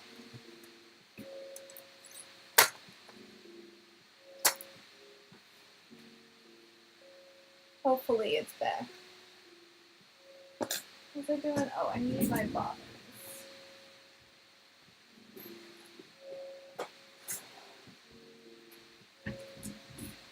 my little bobbin box. Your first machine was a Brother. I really like Brothers. I've had this one for a while and it hasn't done me wrong. We're gonna put this bobbin on here. This one does embroidery, even though I haven't tried to do embroidery with it yet. That'll be an adventure for another day.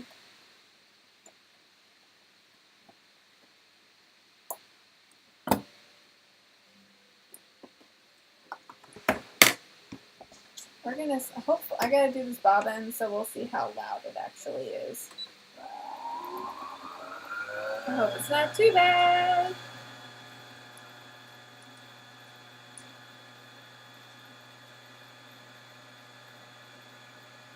Yours came with the DVD? I don't think mine came with the DVD. Oh, no, it did. That's a lie. I just remembered. It came with like a couple of booklets and a CD, DVD, and I was like, I don't have anywhere for this to go into. My computer does not have a drive for this.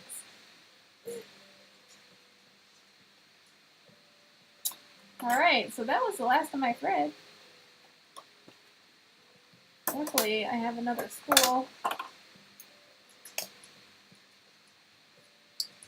What is this? Coats? I don't think it's coats. Alright, here we go. Yeah.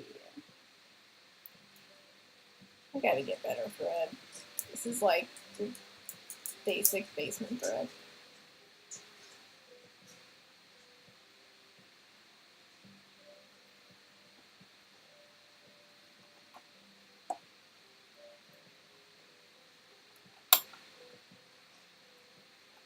Although, so the first, actually, I think the first machine I had was a Singer, and it was one that my mom bought me off of Craigslist, and it was super old.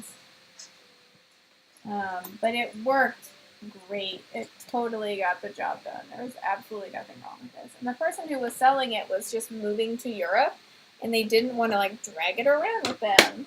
So we put it on Craigslist, and my mom called me, and she was like, I bought you a sewing machine. They're going to drop it off at your work. And I was so surprised. I was like, what? She got it for such a good price, too. It was kind of amazing. Alrighty. Here we go. We are officially good to go. I feel like I didn't answer a question that somebody asked. Fira, you asked what I work on? What else I work on or something? You're in the middle of restoring an old decrepit Singer stylus. Oh, really? I need to, like, read up on how to take better care of my machines and my babies. Because once they go, boy, can they go. Alright.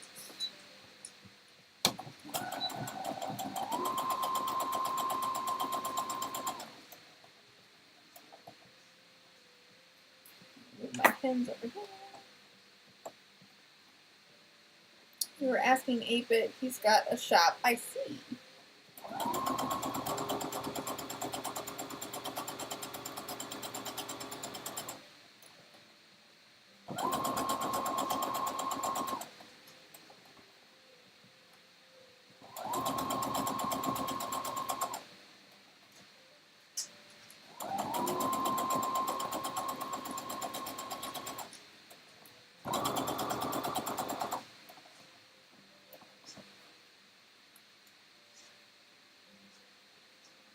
Just keep them properly cleaned and oiled and they'll last a long time. Yeah, that's sound advice, sound advice.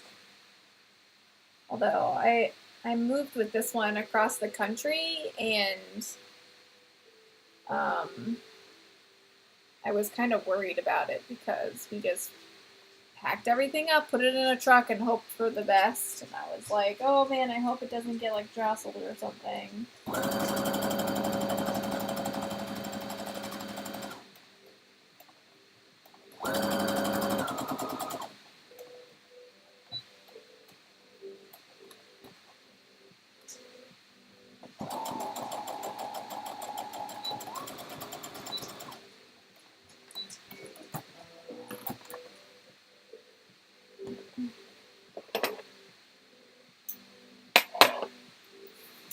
try a different angle so it's not just my machine that is in the frame.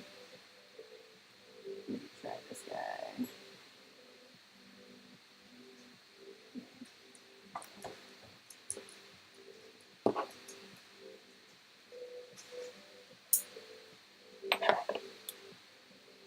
You have a big workshop?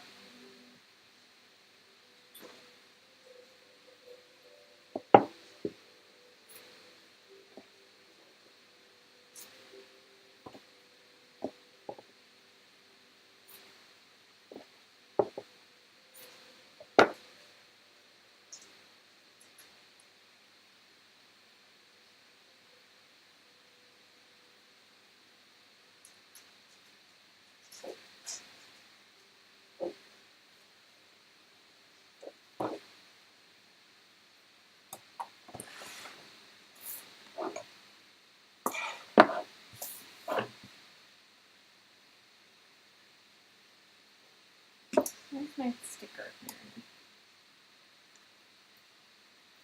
Oop, no, I want to use that.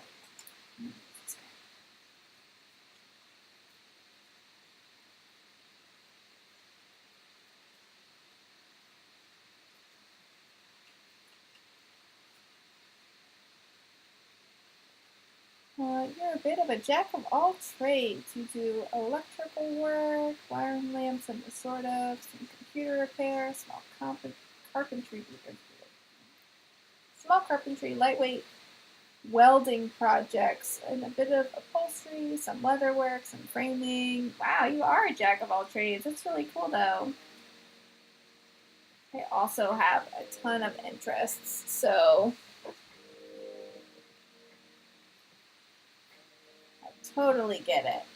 Liking and being able to do all different kinds of stuff. It's not a big workshop, just a one-car garage, but the car never gets inside. I can imagine being able to have a workspace is definitely a boon. Alright, so we flip that guy inside out. He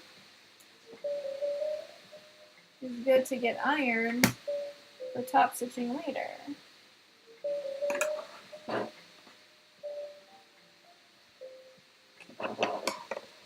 For the longest time, my bedroom was also my workshop, so I had to get very creative.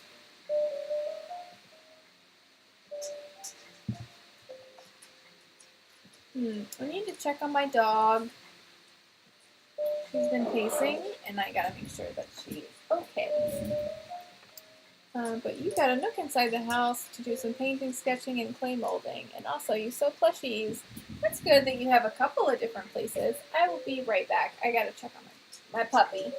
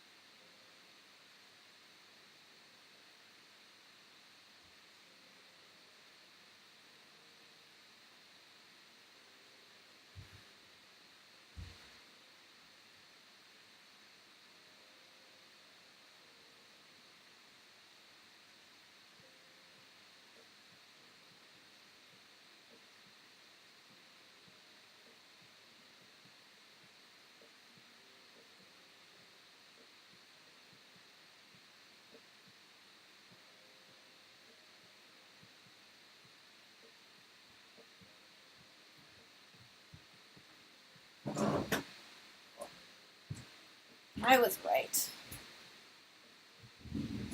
She had to go outside.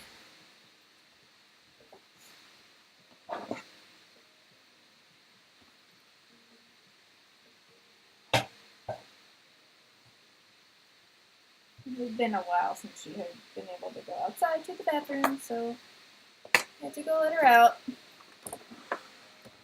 I'm going to finish sewing these guys. And then I'll do all the turning of them to the inside out. Kind of assembly line style.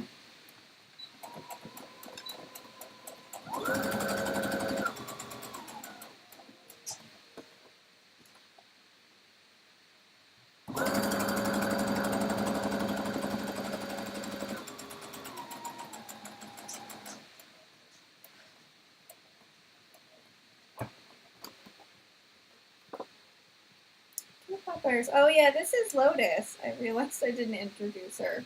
Come here, Lotus. Hi. This is Lotus. I have two dogs. This is the little one.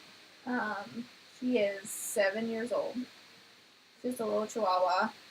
A runt of her litter.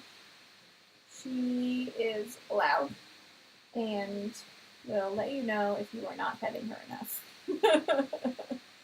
And then I have a big one. Her name's Enzo. She's 17.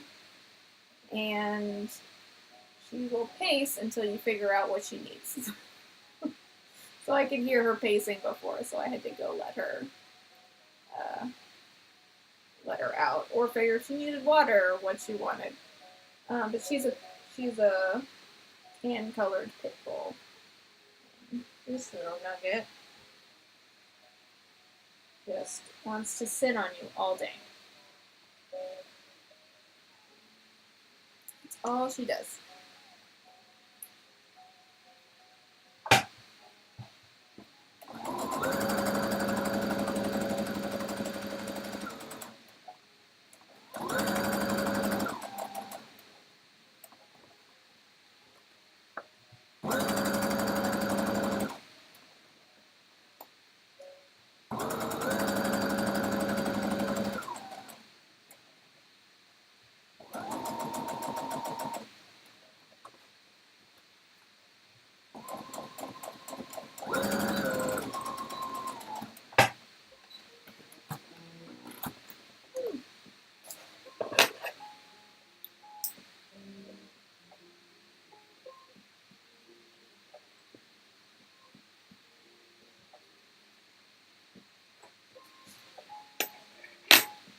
These are pretty easy to make just because it's more about doing that straight line than any of the complicated stuff.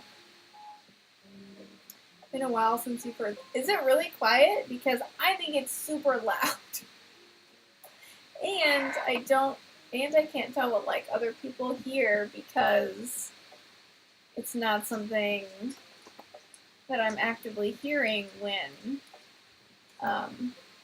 I'm streaming, so I have no idea if it's like actually loud or not. But to hear that it's quiet makes me feel better. If that makes sense. It's kind of a silly thing, but I always like worry about that in the back of my mind when my creative streams involve sewing, because I feel like it's like so loud.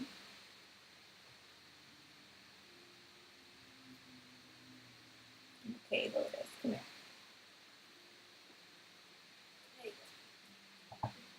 Live your life.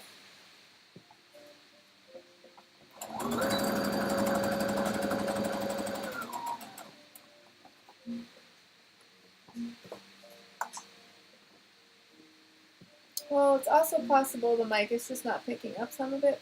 From here, it sounds quite smooth at least. That's good to know. And I think it's because the microphone is coming from my laptop, so it probably is both. It might be a quieter machine, and it also just might be the microphone is just far enough that it's not picking up all of it.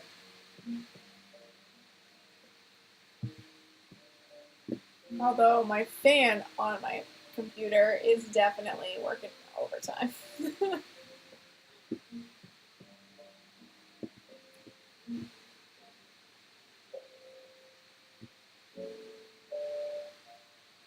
what are you gonna do? I work with what I got.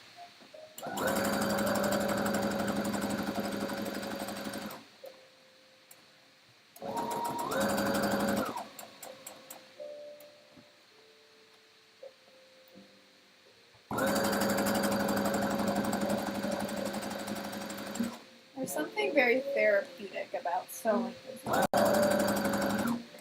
Once you're done with all the cutting and measuring and all that.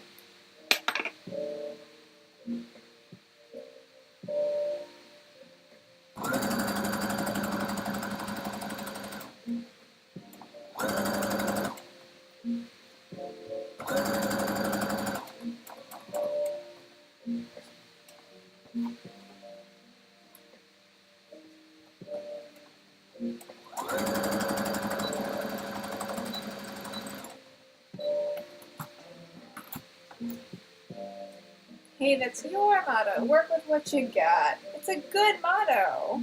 It's a very good motto that you have. Especially when you either can't change what you got or you can't upgrade what you got.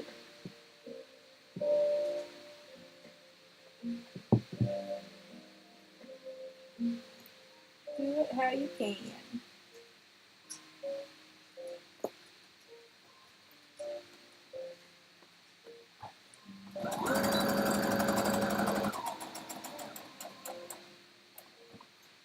I realize the more I do something, or the more I'm around stuff, I become less and less picky about the things I know that I can't fix or change. Let's see, not with this singer project. I've been working on it for about 3 months now, and it's still not at 100%. Wow.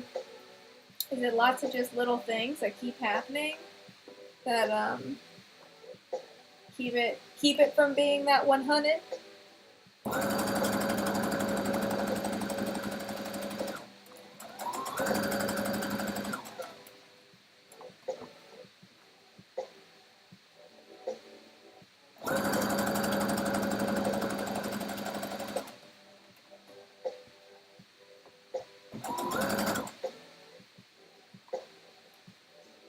I haven't had a lot of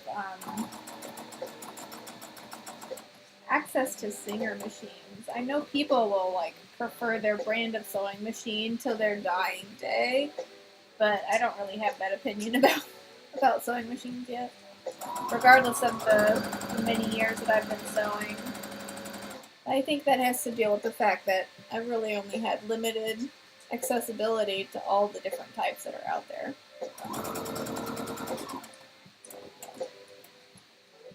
Well, you got it from a friend, and they got it from their mom, who took zero care of it. Oh, so I bet that's a project of love. Need some serious TLC to bring it back. That's what it sounds like to me.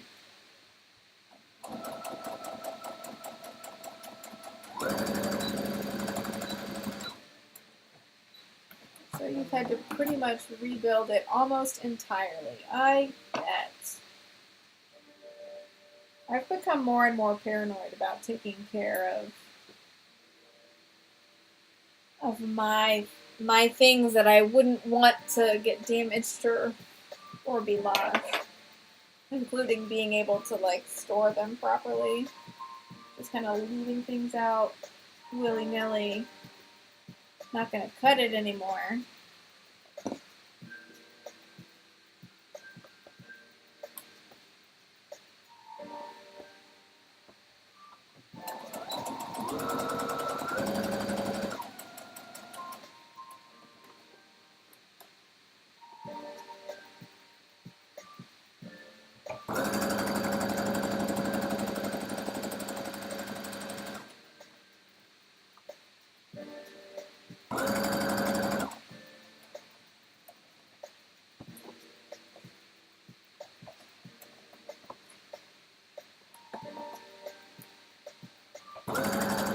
tell you how to take care of things either.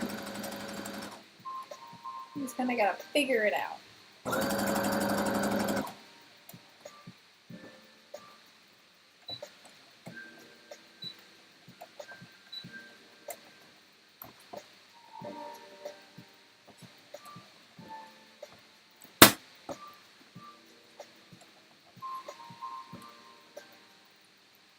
See, there's only one part of it that still needs fixing, and unfortunately it's something you can't fix, it's too damaged. The carbon resistance unit of the foot pedal is almost 100% burnt out. Oh no! And you're stubborn, so you won't just replace the pedal, you're gonna hunt for that module. Oh boy. I mean, I respect that. I respect that, like, stubborn, I'm gonna fix it. Like, I've definitely done that, like, do I need to cast my own horns for my cosplay? No, I could buy them. But I want to do it. I want to learn the skill. And I want to be like, I did it. Stubbornly did it.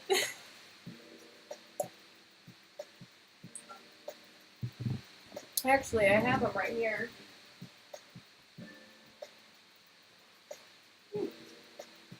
I have a little mini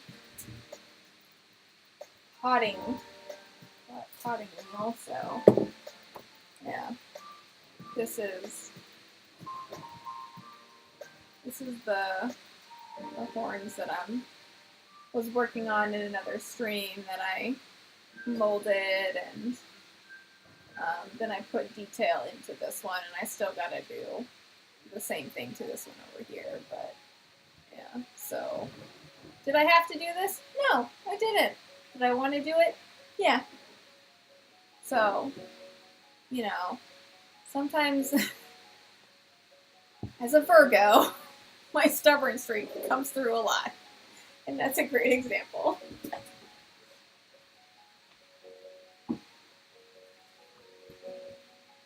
Not that I believe in astrology, I just know the stereotypical things.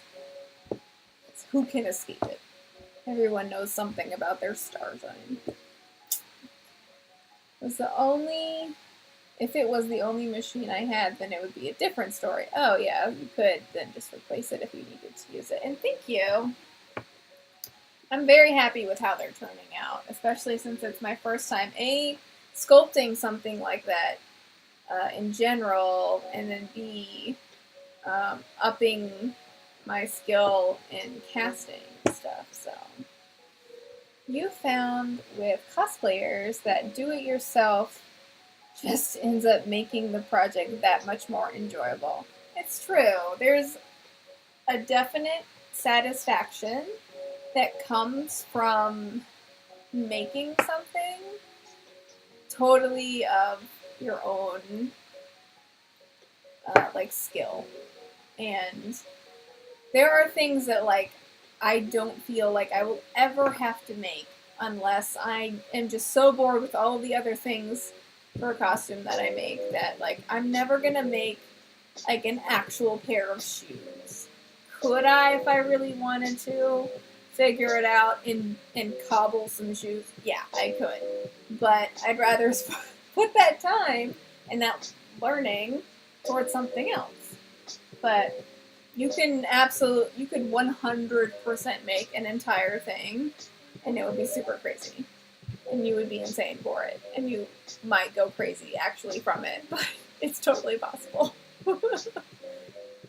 People don't give cosplayers enough respect, honestly. There's so much work, dedication, and passion that goes into it. Thank you. It's really hard to convey that. Just through social media and a single picture. People consume content in 5 seconds or less, right? They look at something and they're done. So, you know, it's very appreciative when people, especially, and you can get it a lot from other crafters, other people who make things, are more likely to understand what goes into a project like that, especially because there's so many pieces and so many different types of things that go into it, that it can really make a lot more sense to someone who does other creative things, either also sews or also sculpts or, you know, all the different kind of paints, you know, all those things, draws. And shoes are a pain. Why would you want to make them? Ugh.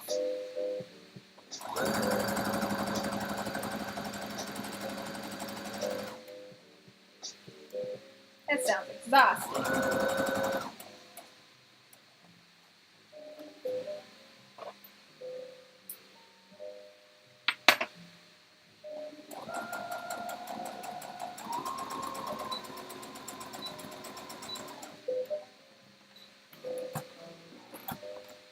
But back before I started rambling, thank you. I appreciate what you said about respecting cosplayers and the time and skill that they put into stuff.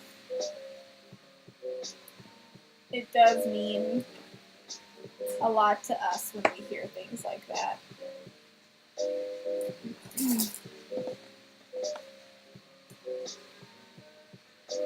Especially because I make things because I enjoy them. Either I enjoy the fandom that it's coming from, or I enjoy making that type of object or garment, or I want to challenge myself. I've learned so many new skills just from cosplaying.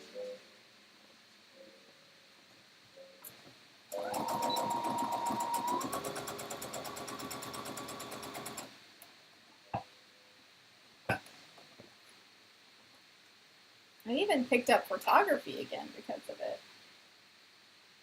I had done photography in school. I had taken classes and stuff.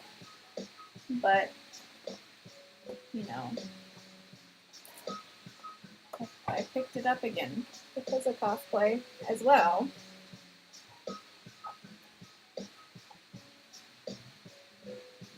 One of these days you'll have to get into cosplay. Life has just gotten in the way so far. That totally happens though, and it's totally fine. Cosplay will always be there as a thing that you can do. I've taken months of breaks in between things. I've been cosplaying since 2009. That's when I made my first costume and went to my first convention in it. And knowing when to take a break is important as for any creative, right? Like, you don't want to get burnt out, and it's super easy to get burnt out in cosplay. It's so easy. But it's also, you know, really enjoyable, especially if you do it for the reasons that make sense to you. And life stuff gets in the way all the time. My last break was because of life stuff. I moved coasts. There's not much you can do about that. You have to deal with your life stuff. And I felt guilty for a while because of it, like, but, you know, and I've recently, like within the past few weeks to a month, found my love of it again and my connection with it again. And it comes from knowing what I want to get out of it and not feeling like I'm doing it because I have to go to this thing or because I'm doing it with these people or, you know, arbitrary deadlines and stressing myself out and like that kind of stuff. Like, that's not why I want to do it. But for anyone who does want to cosplay, like, I will always support that, you know, even if it's just like little stuff or small things. Like, you could take 3 years to make something and it's totally valid. Like, whenever you are up to it or have time, you know, there's no rule book, like that kind of thing. A lot of people like to place rules on their hobbies, and it just leads to burnout in my experience. I get burnout from so many other things. I don't want to do that to my hobby. It's hard to stay balanced. Especially, like, so my day job creative work as well. It's on the computer, which is one reason why I like to do physical crafts more than digital art and stuff. But I get burnt out from work all the time. This helps me recharge my creative mind because I can focus on other stuff.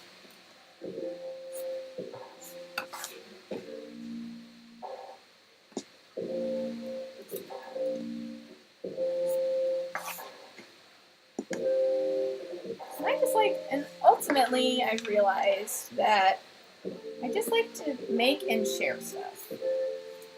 And if that means I sit on my stream and I do this, then I'm doing that.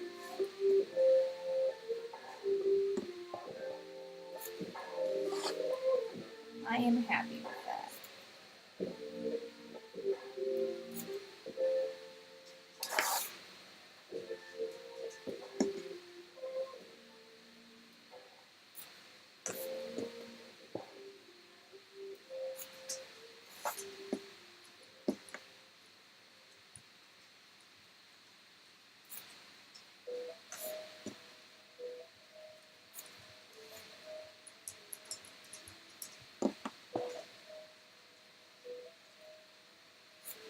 I think the title of my stream today is like craft therapy, and that's couldn't be more true.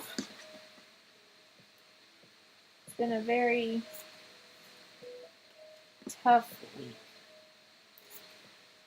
and this is a huge help.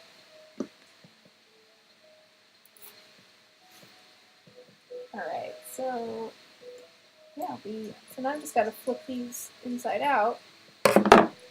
Or sorry, right side out. They are currently inside out. And then we can iron and top stitch.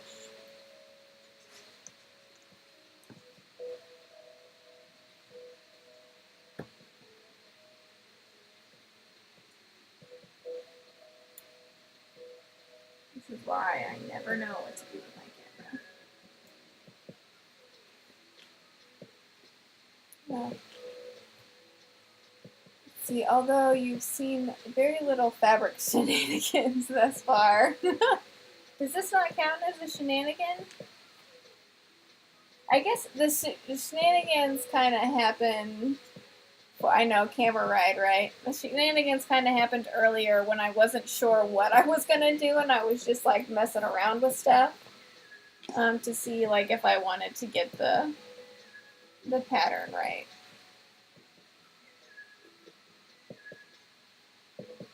Yeah, it was like right at the beginning of the stream when I was figuring out the sizing for these guys, because I hadn't done this size before. I had guessed my measurements, so I did a quick mock-up to make sure that my sizing was going to be correct. And these are pretty simple to do, right? They're just squares. The other stuff that I was going to do today are these like piecemeal dice bags where there's two different types of fabric cut at this crazy angle, and you have to, oh, it's on the screen right now actually. It's the lightsaber in the pleather bag. So that's 4 different pieces that all go into that one bag to make like a little dice bag. I think that might count as a shenanigan. I also wasn't super sure what I wanted to do today because I had a lot of options. So I have a couple of costumes that I'm gonna finish on stream and pick up again. So they were part of the possible shenanigans. Although I have to grab the reference artwork for those.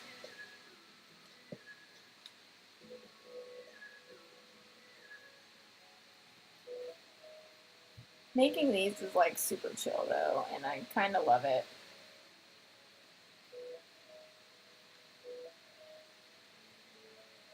I, however, do not love flipping them inside out. When I make the hole too small, it's kind of a pain. Go through the hole!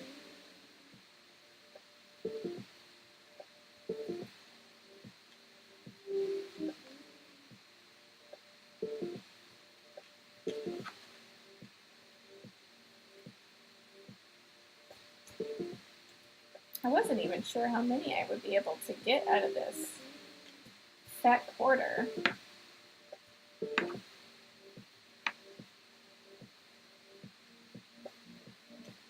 Kind of surprised I could get as many as I could.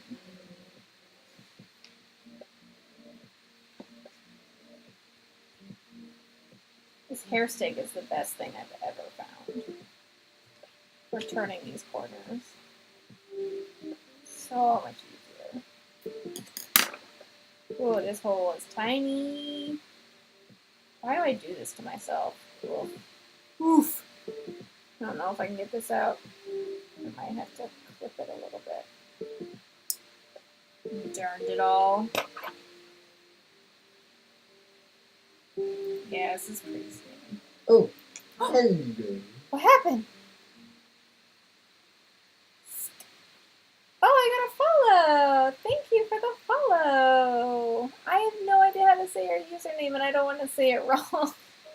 You can let me know in the chat if there's a way you would like for me to pronounce it. But welcome! Oh, super cute emoji thing. Yay! Happy Wednesday! Scaredy, it's Scaredy Ginge. Oh, that's adorable. Are you scaredy though? I feel like I'm scaredy of a lot of things. Welcome! How are you doing on this fine, fine Wednesday?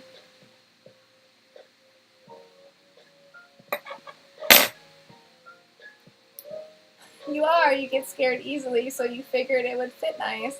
Well, if that is in fact the case, I am inclined to agree. I will say that I understand.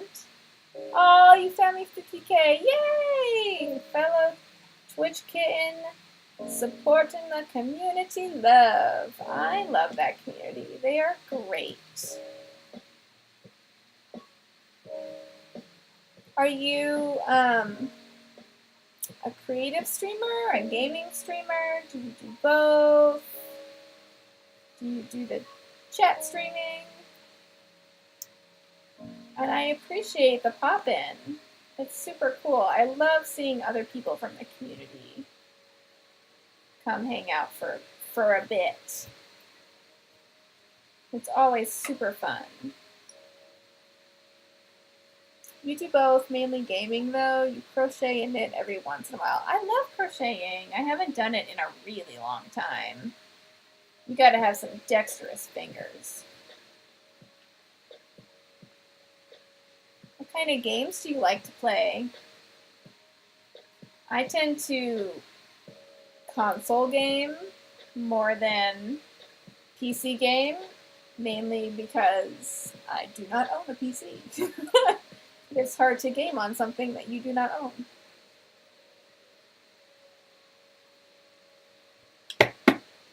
So, but yeah. I started replaying. Okay, you mostly play MMORPGs, but Skyrim is your one true love. Oh, I feel that. I started replaying Horizon Zero Dawn. And the reason I started replaying it is because I was playing Red Dead Redemption 2, and all I wanted to do was hunt and ride my horse, so then I decided to just go play Horizon, because it was basically, that's all I wanted to do.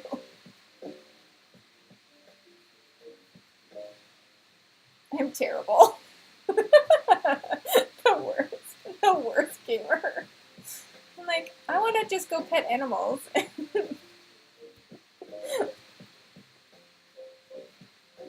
I'm trying to get better at first-person shooters.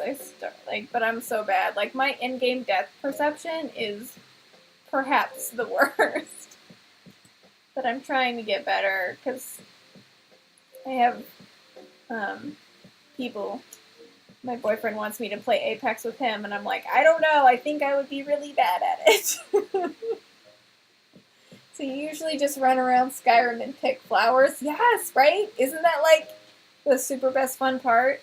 I legit started playing Zelda Breath of the Wild and just ran around forever. Like I picked flowers, I found temples, I did like everything except for the story. I have yet to actually fight Ganon. I'm still just running around doing ridiculous, non-related things. Exploring is so fun. You can't get into those Battle Royale games. I don't get why they are so popular. I can understand, like, if you have people to play with, that, you know, like, you're a team and you're good together and, like, all that kind of stuff. I can get that, and I understand that, like, side of it. I'm a story person. I love stories in my games. If a game has a good story and good gameplay mechanics, then I am sold. You don't have to do anything else for me.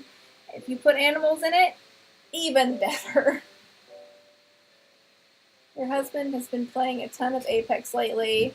You're crap at first-person shooters, but you like watching it. I feel you. I am terrible at first-person shooters. I tried to play PUBG when it first came out because my SO was super into it and wanted me to like play with him and his buddy. Terrible plan. I couldn't do anything, and not just because that game is broken, but it certainly didn't help. And then I guess the closest I got was Destiny 2. Because that's like first person. And that helped me get better at aiming things. But I'm still like real bad at it. Like, it's not. You don't want me on your team. You want me on the other player's team so that I help you win. Because I'm terrible.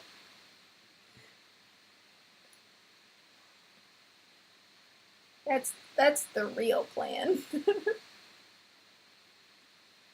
And yes, story is king.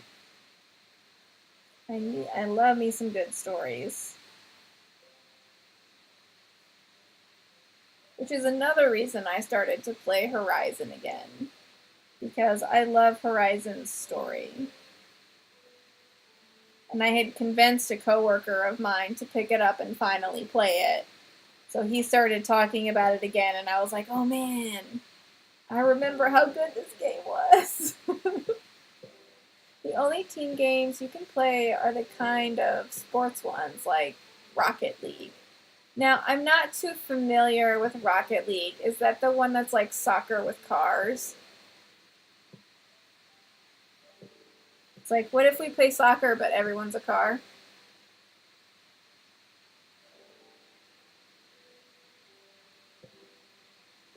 I'm not even on like my screen because I'm being terrible. Let me move this around. So like all I'm doing is flattening out my seams so that I can top stitch them down so it looks nice and clean.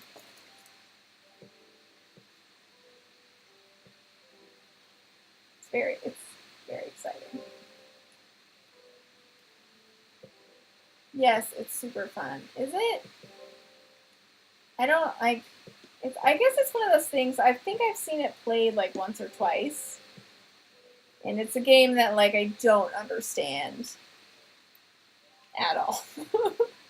I don't know how people like do anything.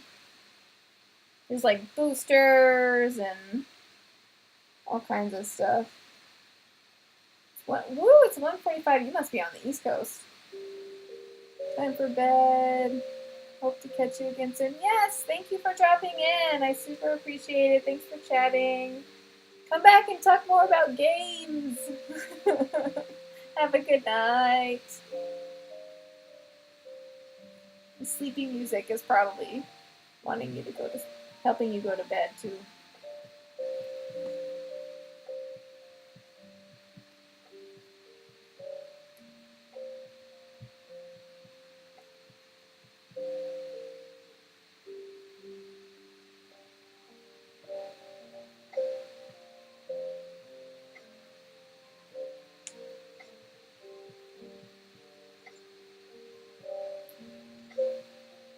Now, I really should just iron these guys, but I don't wanna.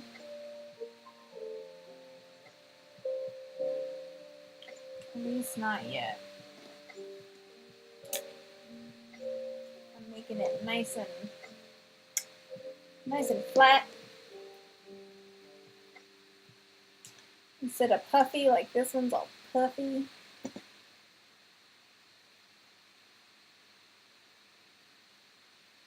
Now why? Oh no, that's accurate. That is exactly what it's supposed to be. I thought it was being weird, but it is not being weird. It is being appropriate.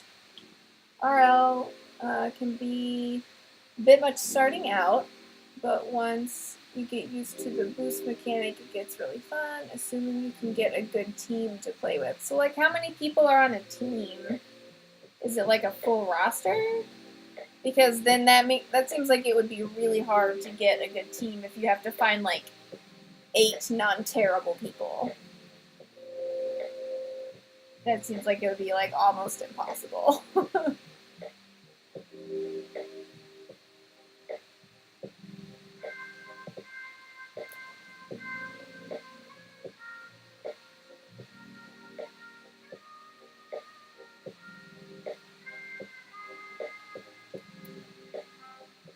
I want.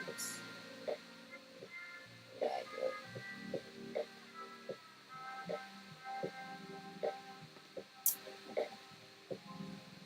So I'm just going to keep flattening these seams out so that my top stitching is nice and crisp.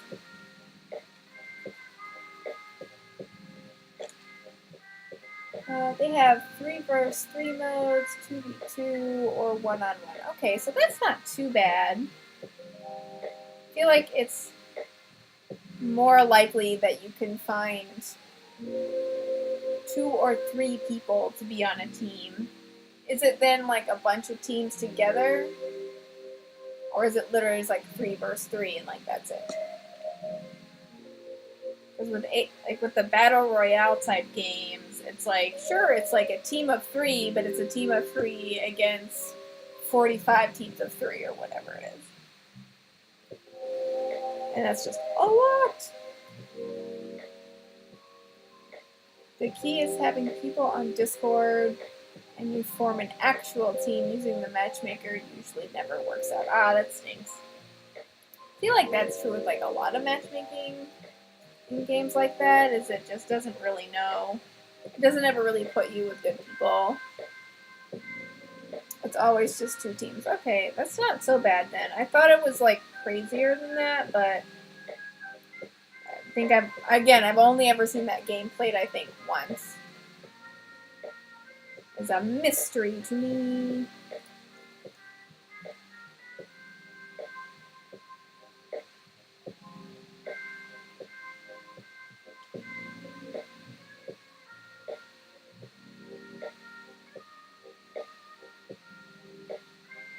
This music is like kind of jazzy.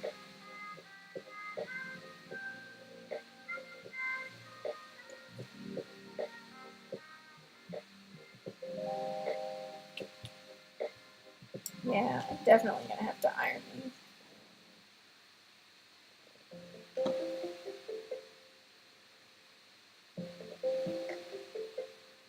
This will only take me like a couple of minutes once the iron heats up. I really hate ironing. I don't like it. So though, give me Monster Hunter over Rocket League any day. I love Monster Hunter! I love it. I was super into it when it first came out, and part of it was because I had people to play with. Like, if you have friends to play with, it's super fun and super easy to do, like, quests and things. Owie! Poked myself. But now I haven't played in a while, so like everybody I used to play with now does other stuff. So finding like a reliable team does not work out so much anymore. So it's kind of just whatever server you can join. Or game session, rather. I can't wait for the expansion coming out for World this year, right? It's the Iceborne one, right?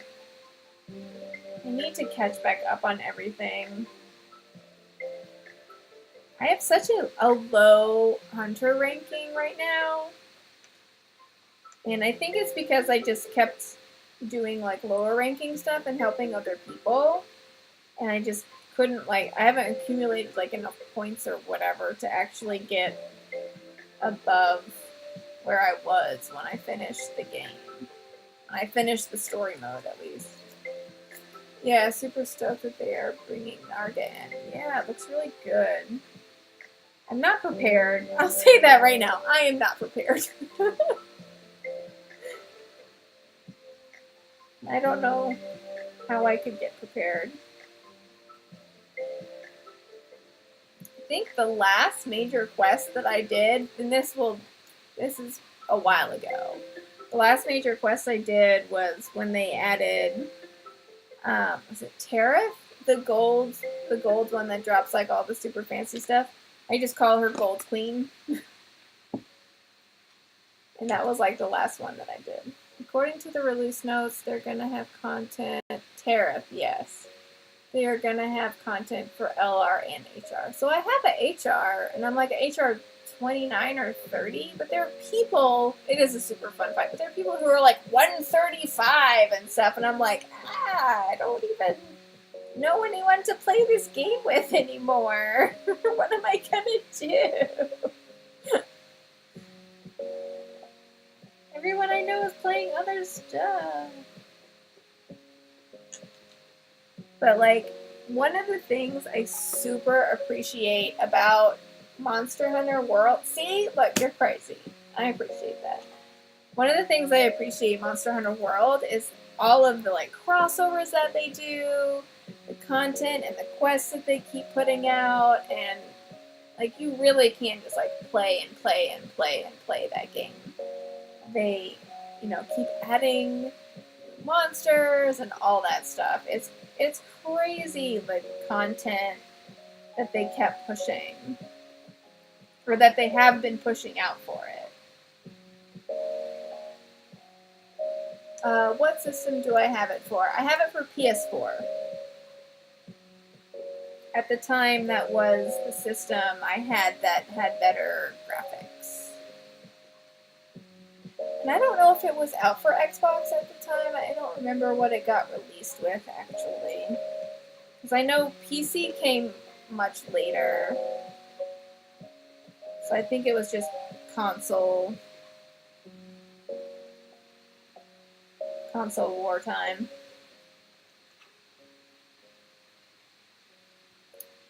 I tried to get my SO into it, and he didn't have any fun, and that made me feel sad. You think you're HR 80 on PS4? Do you have it on both? Like Xbox? Are you on PC or what?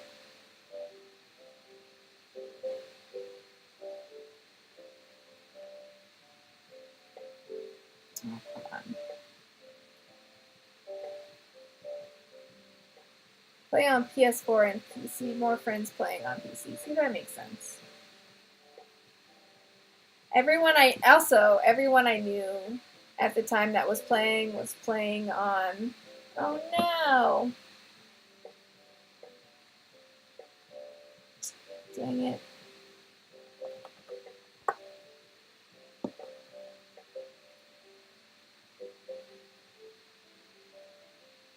Because that's where, like, everyone I knew was.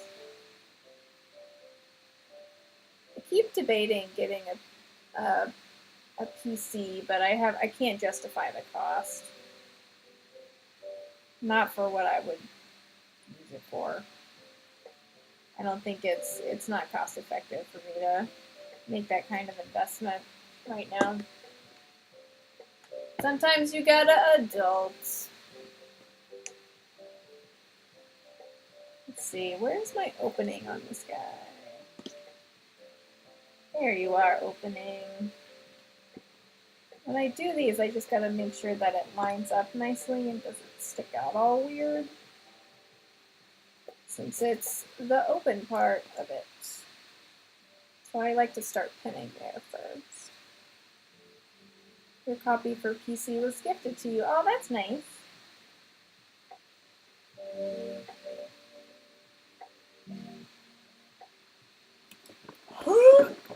It was me moving my sewing machine over. I want to make sure that this is in the frame. So I realize I start concentrating on what I'm doing and not where my camera angle is, and it's not great. So I'm trying to be better about that.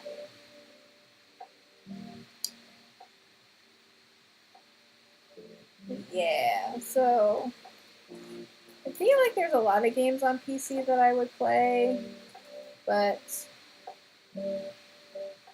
I just can't justify the cost for getting like an actual whole other computer.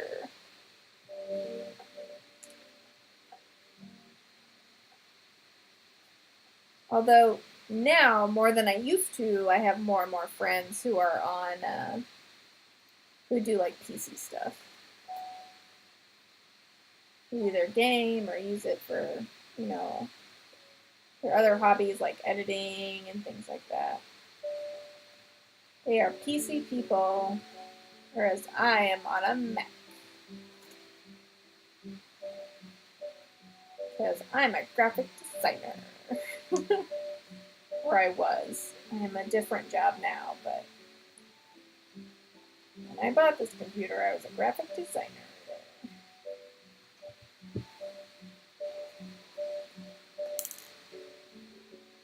Let's see, well, find a friend who can build you a good budget-friendly gaming PC. I could definitely try that. Still, I think it's something that I would have to wrestle my conscience with. Putting money towards a computer versus putting money towards something else. Especially when I have some life expenses that I gotta immediately deal with. But it's something that could be saved for, as an example. It's not like it has to happen right now. Alright, so I got 2 more and then we are ready for ironing, which is so exciting. It took you a full year to build your current game computer. Gotta have patience. I am okay at having patience. I am not great at it. Yes. Oh, it is. Okay. What's your dealio? So there's like a little bit of a string here. There we go. Gotta be careful cutting strings off because I don't want to make any extra holes. Waiting for the parts to go on sale and whatnot. Yes, sales are good. Gotta track all that kind of stuff. Although I did just So a friend of mine was selling the Diablo 3 version of the Switch, and I love Diablo 3. So I just bought that from her. I need to go get it though, or have it mailed to me or something. But I will play Diablo 3 over and over and over and over and over and over again. I don't know why I like to play it so much, but I do.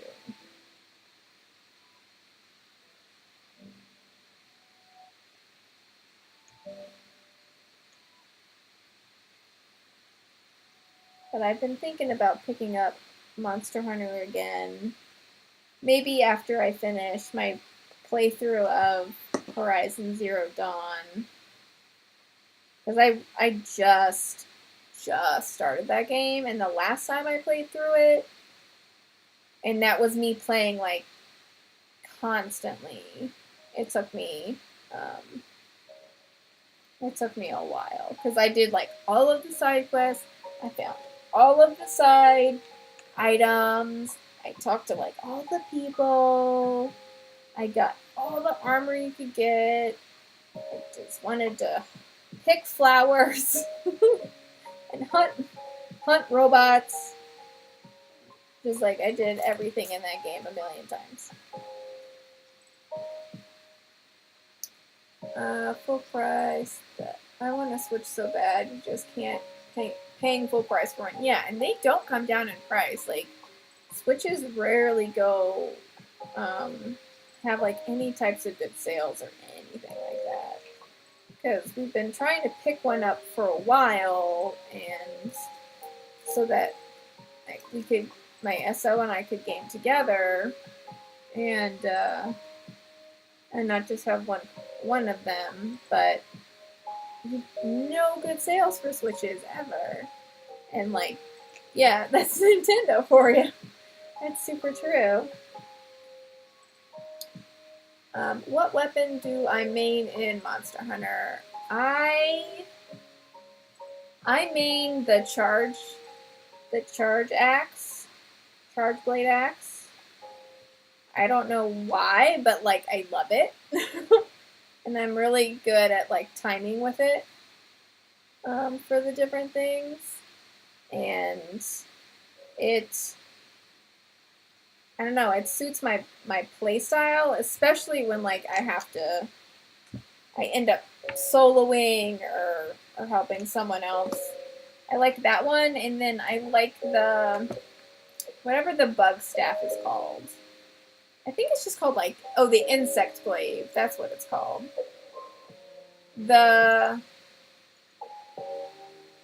I think it's charge blade because it is a small weapon, and then it can be a bigger weapon. Like it charges like elementally. I'm pretty sure it's the charge blade.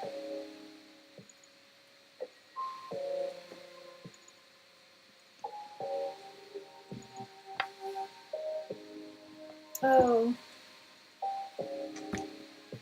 Internet, be nice to me.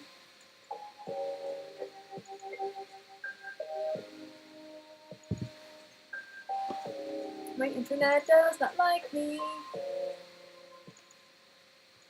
It's cool. It's fine. I guess it doesn't have to like me.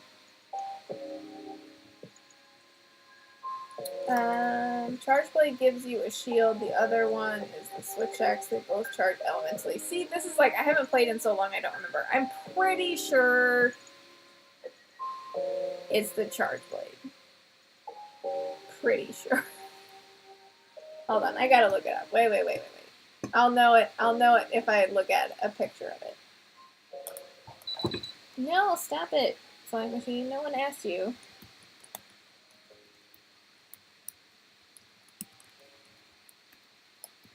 Because it's gonna drive me crazy if I don't know what it is.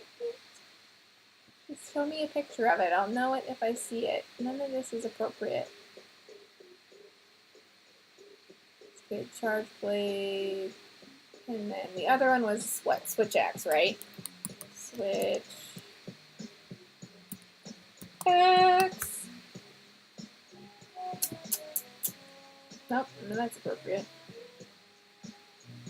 Switch axe. Oh, so I actually had both and would do both.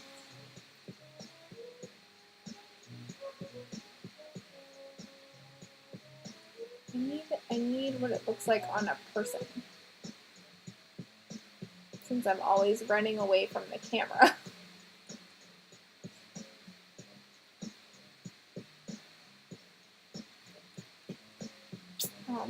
Alright, go back. Switch. It's switchblade.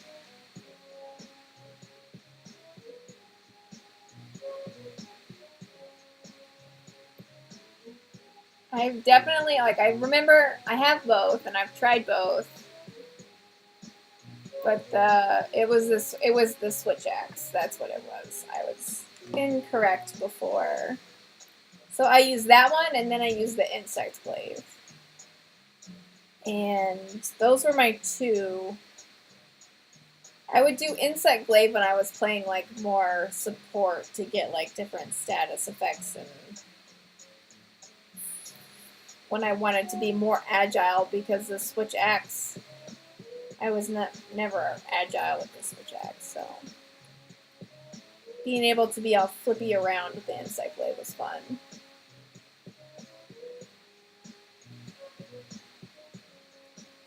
Glaive got super fun in World. It's super fun, like getting all flippy around and stuff, and you can like hit them in different areas and get different bonuses. Like, it's really cool.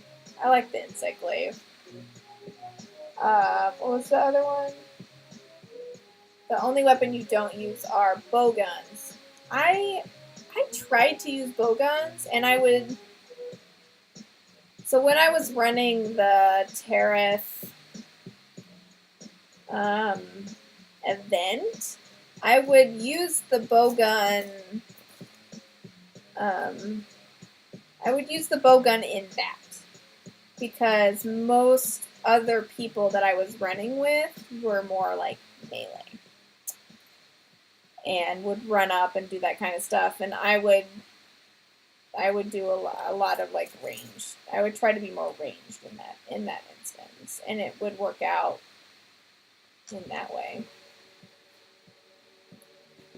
I don't mind the bow guns, but they are not good like single player weapons like at all, I don't think. They did come in handy with, man, I can't remember the proper names of any of the monsters, because I just want to call them what all of our friends call them. So, what was it? Ortagon? Call him Spiky Angry Boy from the Toxic Pit 1. Yeah, bowguns have too low of a DPS per solo, absolutely. Yeah, Odogaron. Call him Spiky Angry Boy. He was good with a bowgun because he's so flippy. He's so fast and jumpy that hitting him was a lot easier with a bowgun, especially when like I was in a party, so it was okay. You call him Clifford? That's adorable.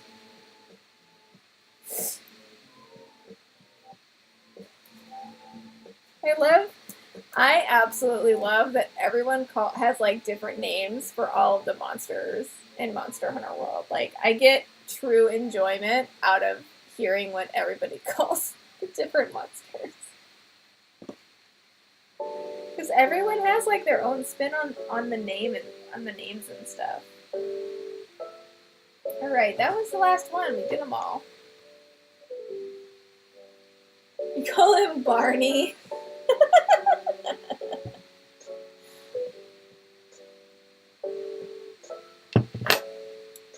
We called Devil Ho Angry Pickle. Yeah, Murder Pickle.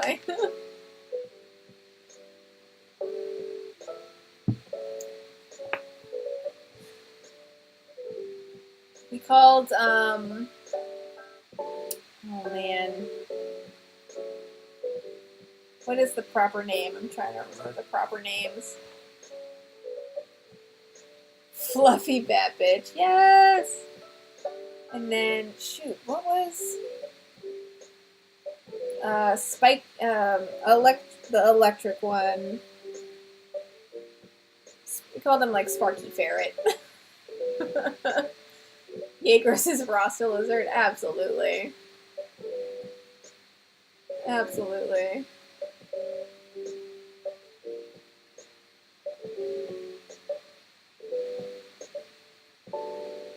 Yeah, I love everybody's names for them.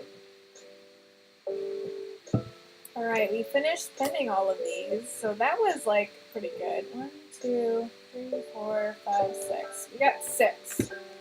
I'm not gonna iron these tonight because it's getting late. So I'm gonna call it here for a bit. Just to not be too late with the stream today, especially because this week has been interesting. That's one way to describe it. Silver Pikachu. Toby! Yes! Toby! Ugh! Electric Boogaloo.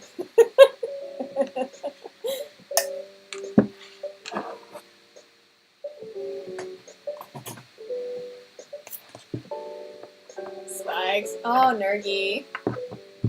He is a true spiky boy. He was an angry spiky boy. There's like so many times I was running around in Monster Hunter just trying to get away from people, away from monsters, because I didn't want them to look at me. I'm like, no, don't look at me, don't look at me, stop chasing me, stop chasing me. There was one time I was soloing one of the quests, and it just so happened that, like, whatever the chances were for, like, oh, I forget where I was. I was in the Elder Recess, and I think it was, like, right when Nergigante got released in the game. He kept showing up everywhere that I was, and I was too low level to deal with him by myself. So I was just, like, running away for my life. Of, like, if he showed up, I would put on the, like, you can't see me cloak, and I would run away. And there was one time I was following, I think, the lava version of the mud fish, and we call him Beetlejuice. Blaze guys, we call him Beetlejuice. I was going after lava fish, and every single monster in that level found me and chased me and would not leave me alone. And it was ridiculous. Like, no matter what I did, I could not get away from them at all. It was absolutely ridiculous. Beetlejuice, but he's a bomber. A B-52 bomber. He is a bomber and they do bombs. That one makes sense. But his name does look like Beetlejuice. Like,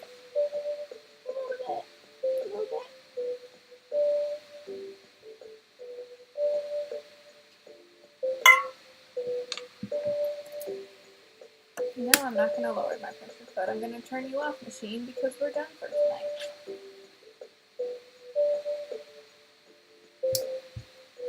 But yeah, it's just too easy. It is too easy to come up with ridiculous names for all of them. It's amazing. All right, but I'm gonna call it a night. We did good work today. We got a good chunk of testing done, and I got some new things to do. So we're gonna be back on Sunday at 2:00 with more crafting. So it'll be fun times, and I hear my dog pacing again, which probably means she needs to go outside. Oldest lady. I see you, old lady. I have it blocked so she can't walk in here. But I can hear her pacing. Alright, so we're gonna call it, I would love to see if we can raid with someone. I've literally never done this before. So that is gonna be interesting. I wonder who is up right now. Oh, Arden is up, so let me see if I can do this. Arden. Yay. Alright, so I'm going to call it a night, and we are going to go over to Ardent. She's an amazing cosplayer, crafter, and all-around adorable person. So if you want to stick around, please do. If not, have an amazing Wednesday, and thank you for hanging out with me while you could. So, bye. See you guys later. Let's go raid Ardent!